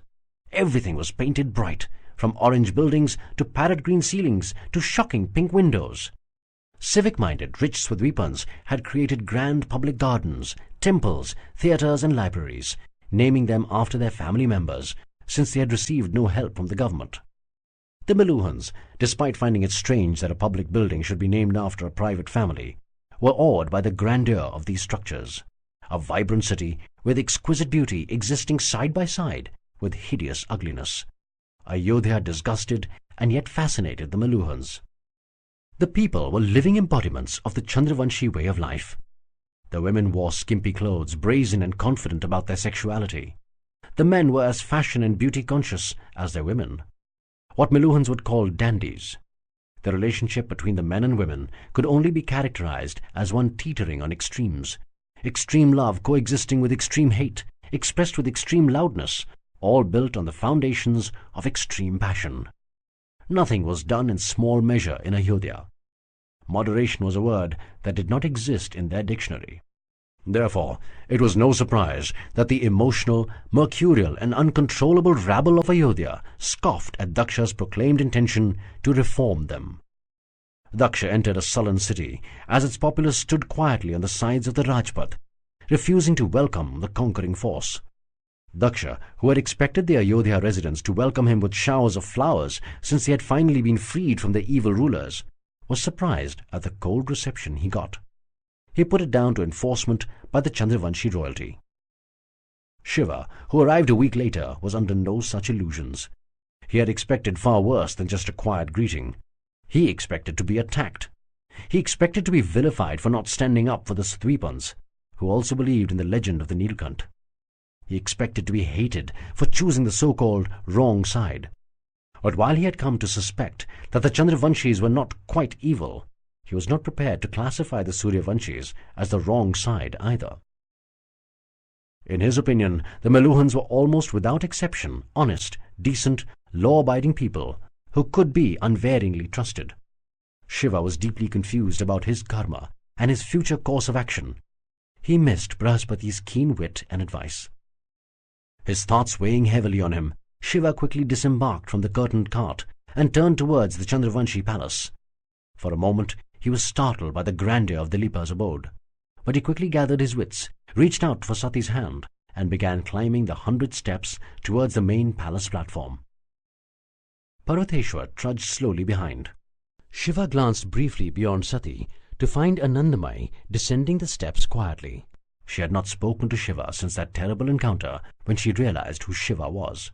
She kept climbing with an impassive face, devoid of any expression, her eyes set on her father. "Who the hell is that man?" asked an incredulous Swadweepan carpenter, held back at the edge of the palace courtyard by Chandravanshi soldiers. "Why are our emperor and the sincere madman waiting for him on the royal platform, and that too in full imperial regalia?" "Sincere madman?" asked his friend. "Oh, haven't you heard? That's a new nickname for that fool Daksha." The friends burst out laughing. "Shush!" hissed an older man standing next to them. "Don't you young people have any sense? Ayodhya is being humiliated, and you are joking around." Meanwhile, Shiva had reached the royal platform. Daksha bent low with a namaste as Shiva smiled weakly and returned the greeting. Dilipa, his eyes moist, bent low towards Shiva.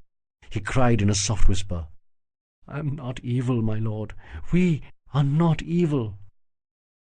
"What was that?" asked Daksha, his ears straining to hear Dilipa's whispered words.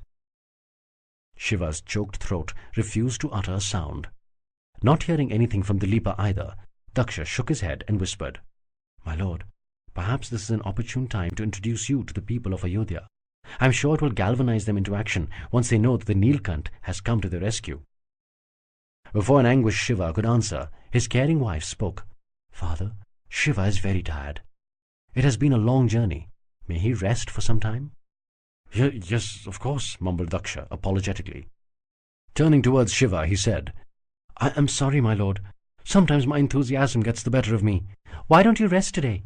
We can always introduce you at the court tomorrow." Shiva looked up at Dilipa's angst-ridden eyes. Unable to bear the tormented gaze any longer, Shiva looked beyond the Chandravanshi emperor towards his courtiers standing at the back.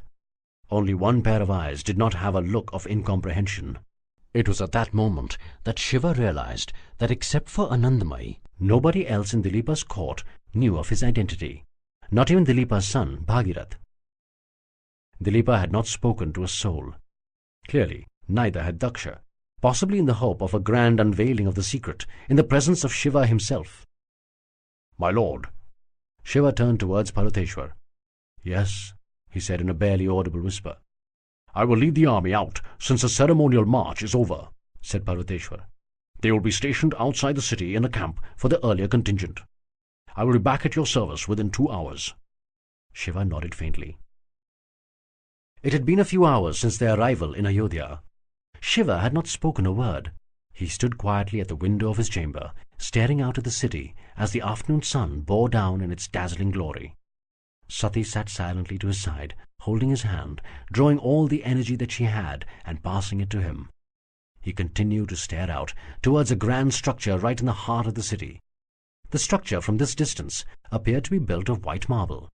For an unfathomable reason, looking at it seemed to soothe Shiva's soul. It was built upon the highest point in the city, on a gently sloping hill, clearly visible from every part of Ayodhya. Shiva thought it odd. Why was that building so important that it occupied the highest point in the city instead of the royal palace? A loud, insistent knocking disturbed his thoughts. "Who is it?" growled Parvateshwar, rising from his chair at the back of the chamber. "My lord," answered Nandi, "it is the Princess Anandamai." Parvateshwar groaned softly before turning towards Shiva. The Nilkant nodded. "Let her in, Nandi," ordered Parvateshwar. Anandamai entered, her smiling demeanour startling Parvateshwar, who frowned in suspicious surprise. "How may I help you, Your Highness?" "I have told you so many times how you can help me, Parvateshwar," teased Anandamai. "Perhaps if you listen to the answer, rather than repeating the question again and again, we might actually get somewhere." Parvateshwar's reaction was a combination of embarrassment and anger. Shiva smiled weakly, for the first time in 3 weeks. For some reason, the fact that Anandamai seemed to have returned to her original self made Shiva happy. Anandamai turned towards Shiva with a low bow. "The truth has just come to me, my lord. I am sorry about my sullenness earlier, but I was deeply troubled at the time. Your being on the side of the Suryavanshis can have only one of two explanations. Either we are evil, or you are not who we think you are, and the legend is false. Accepting either of these explanations would destroy my soul." Shiva looked at Anandamai attentively. "But I realized only now," continued Anandamai, "the legend is not false, and we are obviously not evil. It is just that you are too naive. You have been misled by the evil Suryavanshis. I will set it right. I will show you the goodness of our path." "We are not evil," glowered Parvateshwar. "Parvateshwar," sighed Anandamai, "I have told you before, that lovely mouth of yours has much better uses than talking. You shouldn't waste your breath unnecessarily." "Stop your impudence, woman!" cried Parvateshwar. "You think we are evil? Have you seen the way you treat your own people? Hungry eyes have stared at me all through our journey. Children lie abandoned on the side of potholed highways. Old desperate women beg for alms all through your impregnable city, while the Sudweepan rich lead lives better than a Meluhan emperor. We have a perfect society in Meluha. I may agree with the Lord and accept that maybe you are not evil, but you certainly don't know how to take care of your people. Come to Meluha to see how citizens should be treated. All your lives will improve with our way of governance." "Improve?" argued an agitated Anandamai. "We are not perfect, I agree. There are many things that our empire could do better, I agree. But at least we give our people freedom. They are not forced to follow some stupid laws mandated by an out-of-touch elite." "Give them freedom? Freedom to do what? Loot, steal, beg, kill?" "I don't need to argue with you on our culture. Your puny mind will not be able to understand the benefit of our ways." "I don't want to. It disgusts me to see the way this empire has been managed. You have no norms, no control, no laws. It is no wonder that despite not being evil, you have contaminated your hands by allying with the Nagas, by fighting like coward terrorists and not brave Kshatriyas.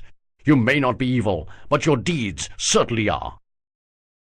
"Nagas? What the bloody hell are you talking about?" Do you think we are mad that we will ally with the Nagas? You think we don't know how that will pollute our souls for the next 7 lives? And terrorism? We have never resorted to terrorism. We have strained against our natural instincts to avoid a war with your cursed people for the last 100 years. Hence, we have retreated from the border provinces. We have cut all ties with you. We have even learned to live with the lower flow of the Ganga since you stole the Yamuna from us. My father told you that we had nothing to do with the attack on Mount Mandar. But you did not believe us. And why should you? You needed an excuse to attack us again. Don't lie to me. At least not in front of the Mahadev. Chandravanshi terrorists have been found with the Nagas. My father told you that nobody under our control had anything to do with the attack on Mandar. We have nothing to do with the Nagas. It's possible that some Chandravanshis, just like some Suryavanshis, could have helped the terrorists. If you had worked with us, we may even have found the criminals. What rubbish is this? No Suryavanshi would ally with those monsters. As for some Chandravanshis assisting the terrorists, you will have to answer for that. Swadweep is under your control. If you had kept diplomatic relations with Swadweep, you would have known that we are a confederacy, not authoritarian like you. Ayodhya is only the overlord. Other kings within Swadweep pay us tribute for protection during war. Otherwise, they have the freedom to run their kingdoms any way they choose. How is that possible? You're saying the Emperor of Swadweep doesn't run his own empire? Please, begged Shiva, stopping the argument which reflected the debate raging in his mind. He did not want to be troubled by questions for which he had no answers. At least, not yet. Parvateshwar and Anandamai immediately fell silent. Turning towards the window again, he asked, "What is that building, Anandamai?" "That, my lord," said Anandamai, smiling happily at being spoken to first, "is the Ram Janmabhoomi temple, built at the site of Lord Ram's birthplace." You have built a temple to Lord Ram? Asked a startled Parvateshwar. But he was a Suryavanshi, your sworn enemy. "We did not build the temple," said Anandamai, raising her eyes in exasperation. "But we have refurbished it and maintained it lovingly. And furthermore, what makes you think that Lord Ram was our sworn enemy? He may have been misled to follow a different path, but he did a lot of good for the Chandravanshis as well. He is respected as a god in Ayodhya." Parvateshwar's eyes widened in shock. But he had sworn to destroy the Chandravanshis. "If he had vowed to destroy us, we wouldn't exist today, would we? He left us unharmed because he believed that we were good, that our way of life deserved to survive." Parvateshwar was perturbed, out of argument. "You know what Lord Ram's full ceremonial name is?" asked Anandamai, pressing home her advantage. Of course I do, scoffed Parvateshwar. Lord Ram, Suryavanshi Kshatriya of the Ikshvaku clan, son of Dashrath and Kaushalya, husband of Sita, honored and respected with the title of the 7th Vishnu. "Perfect," beamed Anandamai, "except for one minor mistake. You've missed one small word, General. You've missed the word Chandra. His full name was Lord Ramchandra." Parvateshwar frowned. "Yes, General," continued Anandamai. "His name meant the face of the moon. He was more Chandravanshi than you know." "This is typical Chandravanshi double talk," argued Parvateshwar, gathering his wits. "You are lost in words and names rather than deeds. Lord Ram said that only a person's karma determines his identity. The fact that his name had the word moon in it means nothing. His deeds were worthy of the sun. He was a Suryavanshi through and through." "Why couldn't he have been both Suryavanshi and Chandravanshi?" "What nonsense is that? It's not possible. It's contradictory." "It seems impossible to you only because your puny mind cannot understand it. Contradictions are part of nature." "No, they aren't. It is impossible that one thing be true and the opposite not be false. The universe cannot accept that. One scabbard can have only one sword." "That is only if the scabbard is small. Are you saying that Lord Ram was not big enough to have two identities?" "You're just playing with words," glared Parvateshwar. Shiva had stopped listening. He turned towards the window, towards the temple. He could feel it in every pore of his body. He could feel it in his soul. He could hear the soft whisper of his inner voice. "Lord Ram will help you. He will guide you. He will soothe you. Go to him." It was the 3rd hour of the 3rd prahar when Shiva stole into the chaotic Ayodhya streets by himself. He was on his way to meet Lord Ram. Sati had not offered to come along. She knew that he needed to be alone. Wearing a cravat and a loose shawl for protection, with a sword and shield for abundant precaution, Shiva ambled along, taking in the strange sights and smells of the Chandravanshi capital. Nobody recognized him. He liked it that way. The Ayodhyans seemed to live their life without even the slightest hint of self-control. Loud emotional voices assaulted Shiva's ears as if a hideous orchestra was trying to overpower the senses. The common people either laughed like they had just gulped an entire bottle of wine, or fought like their lives depended on it. Shiva was pushed and barged on several occasions by people rushing around, hurling obscenities and calling him blind. There were manic shoppers bargaining with agitated shopkeepers at the bazaar, and it almost seemed like they would come to blows over ridiculously small amounts of money. For both the shoppers and the shopkeepers, the harried negotiation wasn't about the cash itself. It was about their honor in having struck a good bargain. Shiva noticed a large number of couples crowded into a small garden on the side of the road, doing unspeakable things to each other. They seemed to brazenly disregard the presence of voyeuristic eyes on the street or in the park itself. He noticed with surprise that the eyes staring from the street were not judgmental but excited. Shiva noted the glaring contrast with the Meluhans, who would not even embrace each other in public. Shiva suddenly started in surprise as he felt a feminine hand brush lightly against his backside. He turned sharply to notice a young woman grin back at him and wink. Before Shiva could react, he spotted a much older woman walking right behind. Thinking of her to be the younger woman's mother, Shiva decided to let the indiscretion pass for fear of causing any embarrassment. As he turned, he felt a hand on his backside again, this time more insistent and aggressive. He turned around and was shocked to find the mother smiling sensuously at him. A flabbergasted Shiva hurried down the road, escaping the bazaar before any more passers could stun his composure.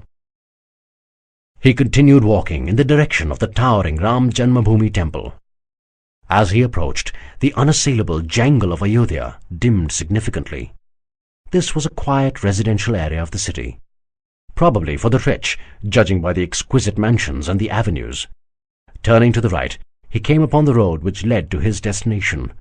It curved smoothly up the hill, caressing its sides in a sensuous arc. This was probably the only road in Ayodhya, besides the Rajpath, not pitted with potholes. Magnificent gulmohar trees rose brilliantly along the flanks of the road, their dazzling orange leaves lighting the path for the weary and the lost. The path leading towards their answers, the path to Lord Ram. Shiva closed his eyes and took a deep breath as anxiety gnawed at his heart. What would he find? Would he find peace? Would he find answers? Would he, as he hoped, find that he had done some good? Good that wasn't visible to him right now. Or would he be told that he had made a terrible mistake, and thousands had died a senseless death? Shiva opened his eyes slowly, steeled himself, and began walking, softly repeating the name of the Lord. Ram, Ram, Ram, Ram.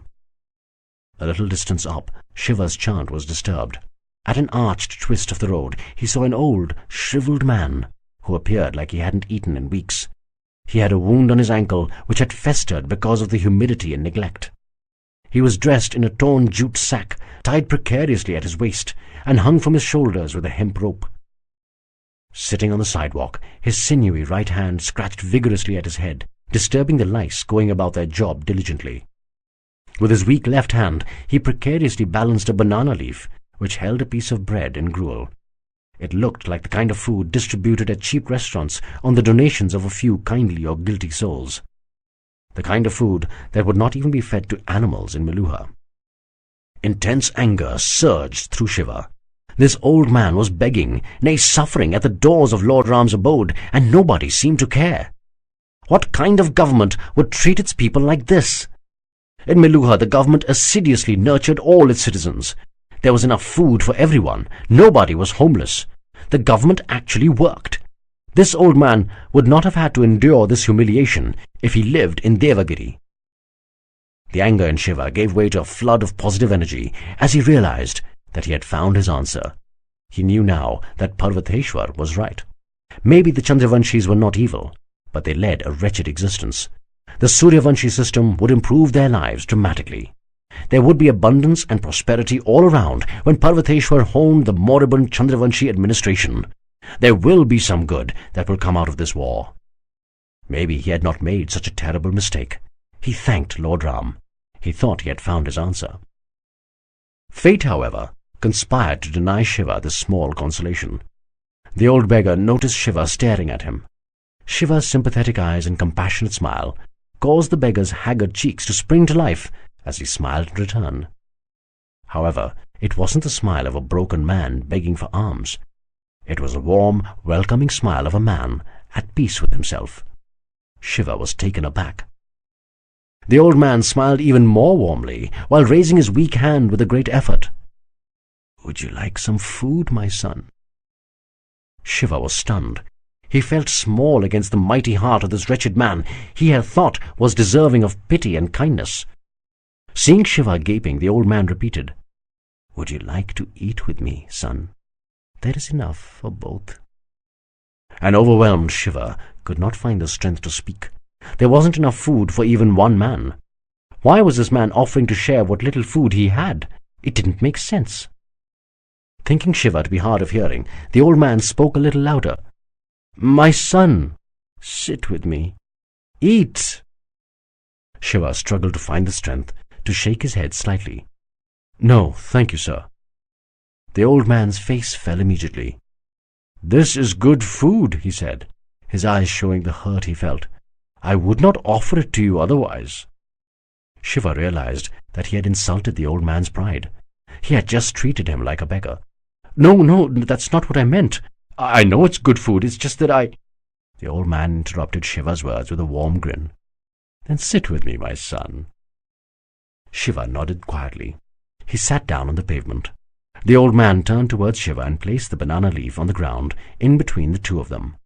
Shiva looked at the bread and watery gruel, which until moments back appeared unfit for humans. The old man looked up at Shiva, his half-blind eyes beaming. "Eat." Shiva picked up a small morsel of the bread, dipped it in the gruel, and swallowed. It slipped into his body easily, but weighed heavy on his soul. He could feel his righteousness being squeezed out of him as the poor old man beamed generously. "Come on, my son. If you're going to eat so little, how will you maintain your big muscular body?" A startled Shiva glanced up at the old man. The circumference of those shrunken arms would have been smaller than Shiva's wrist.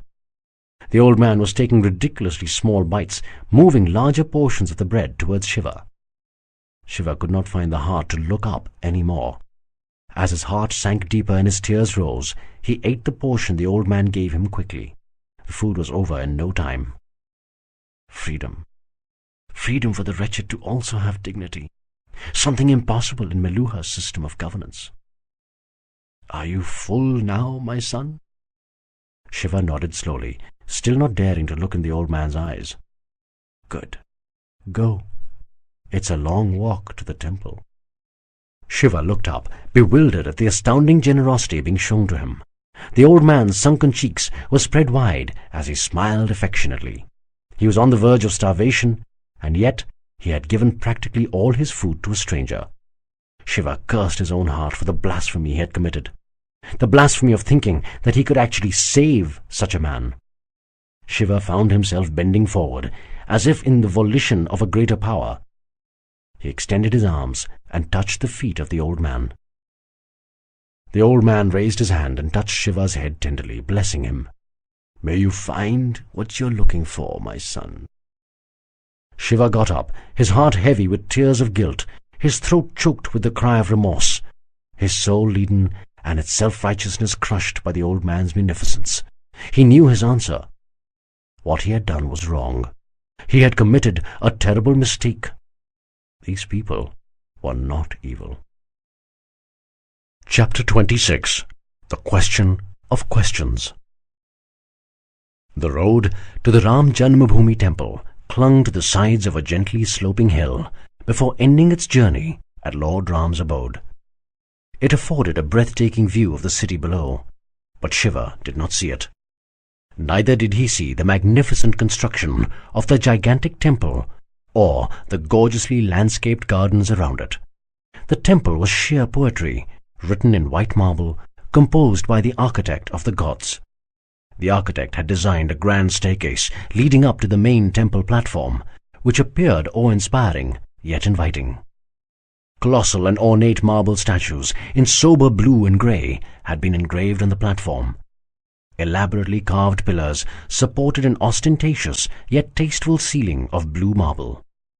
The architect obviously knew that Lord Ram's favourite time of day was the morning, for on the ceiling the morning sky, as it would have been seen in the absence of the temple roof, had been lovingly painted. On top of the ceiling, the temple spire shot upwards to a height of almost 100 meters, like a giant namaste to the gods. The Sadwipans, to their credit, had not forced their garish sensibilities on the temple. Its restrained beauty was in keeping with the way the sober Lord Ram would have liked it. Shiva did not notice any of this, nor did he look at the intricately carved statues in the inner sanctum. Lord Ram's idol at the centre was surrounded by his beloveds. To the right was his loving wife Sita, and to the left was his devoted brother Lakshman. At their feet, on his knees, was Lord Ram's most fervent and favourite disciple, Hanuman, of the Vayuputra tribe, the sons of the wind god. Shiva could not find the strength to meet Lord Ram's eyes. He feared the verdict he would receive. He crouched behind a pillar, resting against it, grieving. When he couldn't control his intense feelings of guilt anymore, his eyes released the tears they had been holding back. Shiva made desperate attempts to control his tears, but they kept flowing as though a dam had burst. He bit into his balled fist, overcome by remorse. He curled his legs up against his chest and rested his head on his knees. Drowning in his sorrow, Shiva did not feel the compassionate hand on his shoulder. Seeing no reaction, the hand squeezed his shoulders lightly. Shiva recognized the touch, but kept his head low. He did not want to appear weak, be seen with tears in his eyes. The gentle hand, old and worn with age, withdrew quietly, while its owner waited patiently until Shiva composed himself. When the time was right, he came forward and sat down in front of him. A sombre Shiva did a formal namaste to the Pandit, who looked almost exactly like the Pandits that Shiva had met at the Brahma temple at Meru and the Mohan temple at Mohenjo-daro. He sported a similar, extensively flowing white beard and a white mane. He wore a saffron dhoti and angavastram, just like the other Pandits. The wizened face had the same calm, welcoming smile. The only difference was that this Pandit bore a considerably more generous waist. "Is it really so bad?" asked the Pandit. His eyes narrowed and his head tilted slightly, in the typically Indian empathetic look. Shiva shut his eyes and lowered his head again. The Pandit waited patiently for Shiva's reply. "You don't know what I have done." "I do know." Shiva looked up at the Pandit, his eyes full of surprise and shame. "I know what you have done, O Nilkant," said the Pandit, "and I ask again, is it really so bad?" "Don't call me the Nilkant," glared Shiva. "I don't deserve the title. I have the blood of thousands on my hands." "Many more than thousands have died," said the Pandit. "Probably hundreds of thousands. But you really think they wouldn't have died if you hadn't been around? Is the blood really on your hands?" "Of course it is. It was my stupidity that led to this war. I had no idea what I was doing. A responsibility was thrust upon me, and I wasn't worthy of it. Hundreds of thousands have perished as a result." Shiva curled up his fist and pounded his forehead, desperately trying to soothe the throbbing heat on his brow. The Pandit stared in mild surprise at the deep red blotch on Shiva's forehead, right between his eyes. It didn't bear the colour of a blood clot. It was a much deeper hue, almost black. The Pandit controlled his surprise and remained silent. Now was not the correct time. "And it's all because of me," moaned Shiva, his eyes moistening again. "It's all my fault." "Soldiers are Kshatriyas, my friend," said the Pandit, a picture of calm. "Nobody forces them to die. They choose their path, knowing the risks, and the possible glory that comes with it. The Nilkant is not the kind of person on whom responsibility can be thrust against his will. You chose this. You were born for it." Shiva looked at the Pandit, startled. His eyes seemed to ask, "Born for it?" The Pandit ignored the question in Shiva's eyes. Everything happens for a reason. If you are going through this turmoil, there is a divine plan behind it. What bloody divine reason can there be for so many deaths? The destruction of evil? Wouldn't you say that is a very important reason? But I did not destroy evil, yelled Shiva. These people aren't evil, they're just different. Being different isn't evil. The Pandit's face broke into his typically enigmatic smile. Exactly. They are not evil. They are just different. You have realized it very quickly, my friend, a lot earlier than the previous Mahadev. Shiva was perplexed at the Pandit's words for an instant. Lord Rudra? Yes, Lord Rudra. But he did destroy evil. He destroyed the Asuras. And who said the Asuras were evil? I read it. Shiva stopped mid-sentence. He finally understood. Yes, smiled the Pandit, you have guessed it correctly. Just like the Suryavanshis and the Chandravanshis see each other as evil, so did the Devas and the Asuras. So if you are going to read a book written by the Devas, what do you think the Asuras are going to be portrayed as? You mean they were just like today's Suryavanshis and Chandravanshis? More so than you can imagine. The Devas and the Asuras, just like the Chandravanshis and the Suryavanshis, represent two balancing life forces, a duality. Duality? Yes, a duality that is one of the many perspectives of the universe, the masculine and the feminine. The Asuras and the Suryavanshis stand for the masculine. The Devas and the Chandravanshis speak for the feminine. The names change, but the life forces they embody remain the same. They will always exist. There is no way that either can be destroyed. Otherwise, the universe will implode. And they see their fight with the other as the eternal struggle between good and evil. Exactly, beamed the Pandit, marveling at Shiva's keen mind, even in this time of distress. But they haven't been fighting all the time. Sometimes there have been long periods of cooperation as well. In times of strife, which usually happens when there is evil, it is easiest to blame each other. A difference of opinion between two dissimilar ways of life gets portrayed as a fight between good and evil. Just because the Chandravanshis are different from the Suryavanshis doesn't mean that they are evil. Why do you think the Nilkant had to be an outsider?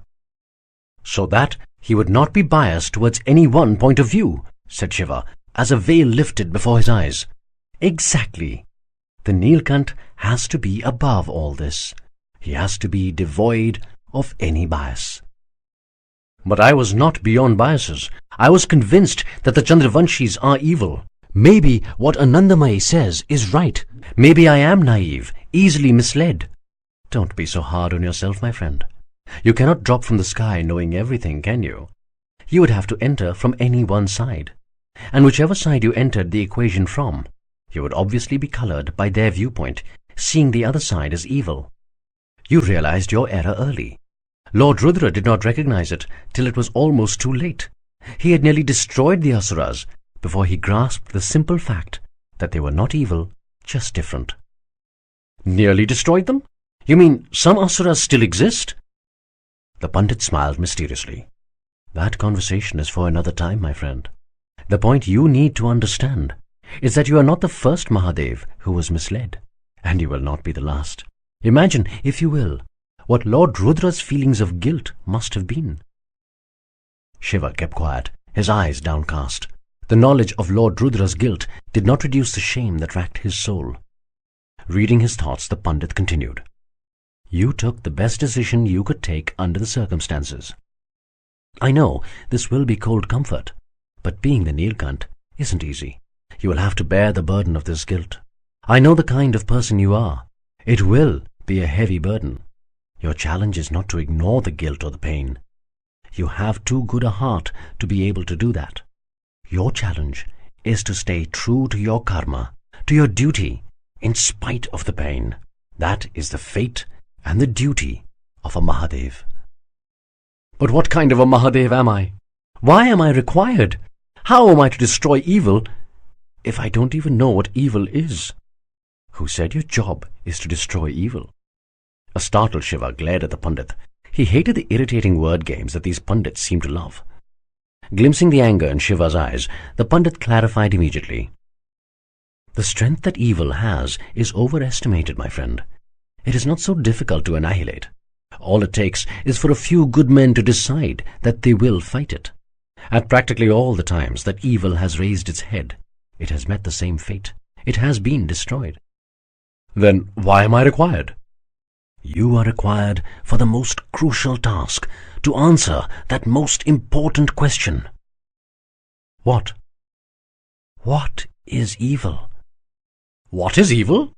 Yes, many wars have been fought between men, said the Pandit, and many more will be fought in the future. That is the way of the world. But it is only a Mahadev who converts one of those wars into a battle between good and evil. It is only the Mahadev who can recognize evil and lead men against it, before evil raises its ugly head and extinguishes all life. But how do I recognize evil? I can't help you there, my friend. I am not the Mahadev. This is a question you must find the answer to. But you have the heart, you have the mind. Keep them open, and evil will appear before you. Appear? Yes, explained the Pandit. Evil has a relationship with you. It will come to you. You have to keep your mind and your heart open so that you recognize it when it appears. I have only one suggestion. Don't be hasty in trying to recognize evil. Wait for it. It will come to you. Shiva frowned. He looked down, trying to absorb the strange conversation. He turned towards Lord Ram's idol, seeking some direction. He did not find the judgmental eyes he expected to see. Instead, he saw a warm, encouraging smile. Your journey is not over, my friend, not by a long shot. It has just begun. You have to keep walking, otherwise evil will triumph. Shiva's eyes dried up a bit. His burden didn't feel any lighter, but he felt strong enough to carry it. He had to keep walking to the very end. Shiva looked up at the Pandit and smiled weakly. Who are you? The Pandit smiled. I know the answer had been promised to you, and a vow by any of us is a collective vow. I will not break it. Shiva gazed at the Pandit, waiting for the answer. We are the Vasudevs. The Vasudevs? Yes. Each Vishnu leaves a tribe behind, entrusted with 2 missions. Shiva continued to watch the Pandit intently. The first mission is to help the next Mahadev if and when he comes. And the second? The second is that one of us will become the next Vishnu whenever we are required to do so. The 7th Vishnu, Lord Ram, entrusted this task to his trusted lieutenant, Lord Vasudev. We are his followers. We are the tribe of Vasudev. Shiva stared at the Pandit, absorbing the implications of this information. He frowned as one inference suddenly occurred to him. Did the Mahadevs also leave some tribes behind? Did Lord Rudra? The Pandit smiled, deeply impressed by Shiva's intellect. The Mohenjo-daro secretary was correct. This man is capable of being a Mahadev. Yes, Lord Rudra did leave behind a tribe, the tribe of Vayuputra. Vayuputra, asked Shiva. The name sounded oddly familiar. The Pandit placed his hand on Shiva's shoulder. Leave this for another time, my friend. I think we've spoken enough for today. Go home. You need your good wife's comforting embrace. Tomorrow is another day, and your mission can wait till then. For now, go home. Shiva smiled, an enigmatic smile, out of character with his simple Tibetan ways. But he had become an Indian now. He leaned forward to touch the Pandit's feet. The Pandit placed his hand on his head to bless him, speaking gently. Vijaya Bhav. Jai Guru Vishwamitra. Jai Guru Vashisht. Shiva nodded, accepting the blessings with grace. He got up, turned and walked towards the temple steps. At the edge of the platform, he turned around to look at the Pandit once again. The Pandit sat on his haunches, touching his head reverentially to the ground that Shiva had just vacated. Shiva smiled and shook his head slightly. Looking beyond the Pandit, he gazed intently at the idol of Lord Ram.